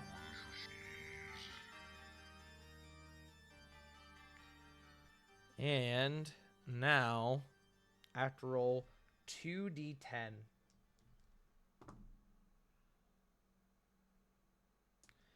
As the war dogs run forward, as there is this flurry of barking and fur, teeth snarling, waves of screams begin to course throughout the battlefield as some of these men are immediately taken down by these war dogs.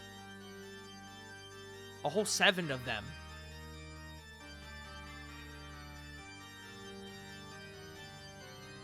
The scene of this battlefield becomes that much more visceral as throats are ripped out. Swords clatter to the ground as the wielders cannot hold them anymore after being fucking trounced by a quite large, at least 50, 70-pound dog.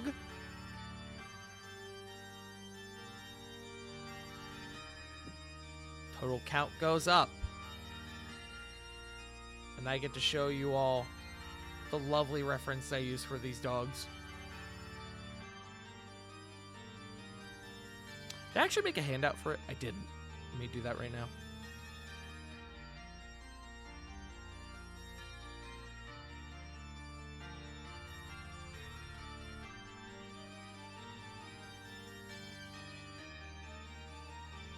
Behold, the war dogs!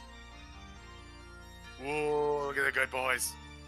I would love bet. it. Can Lily ride? They're precious.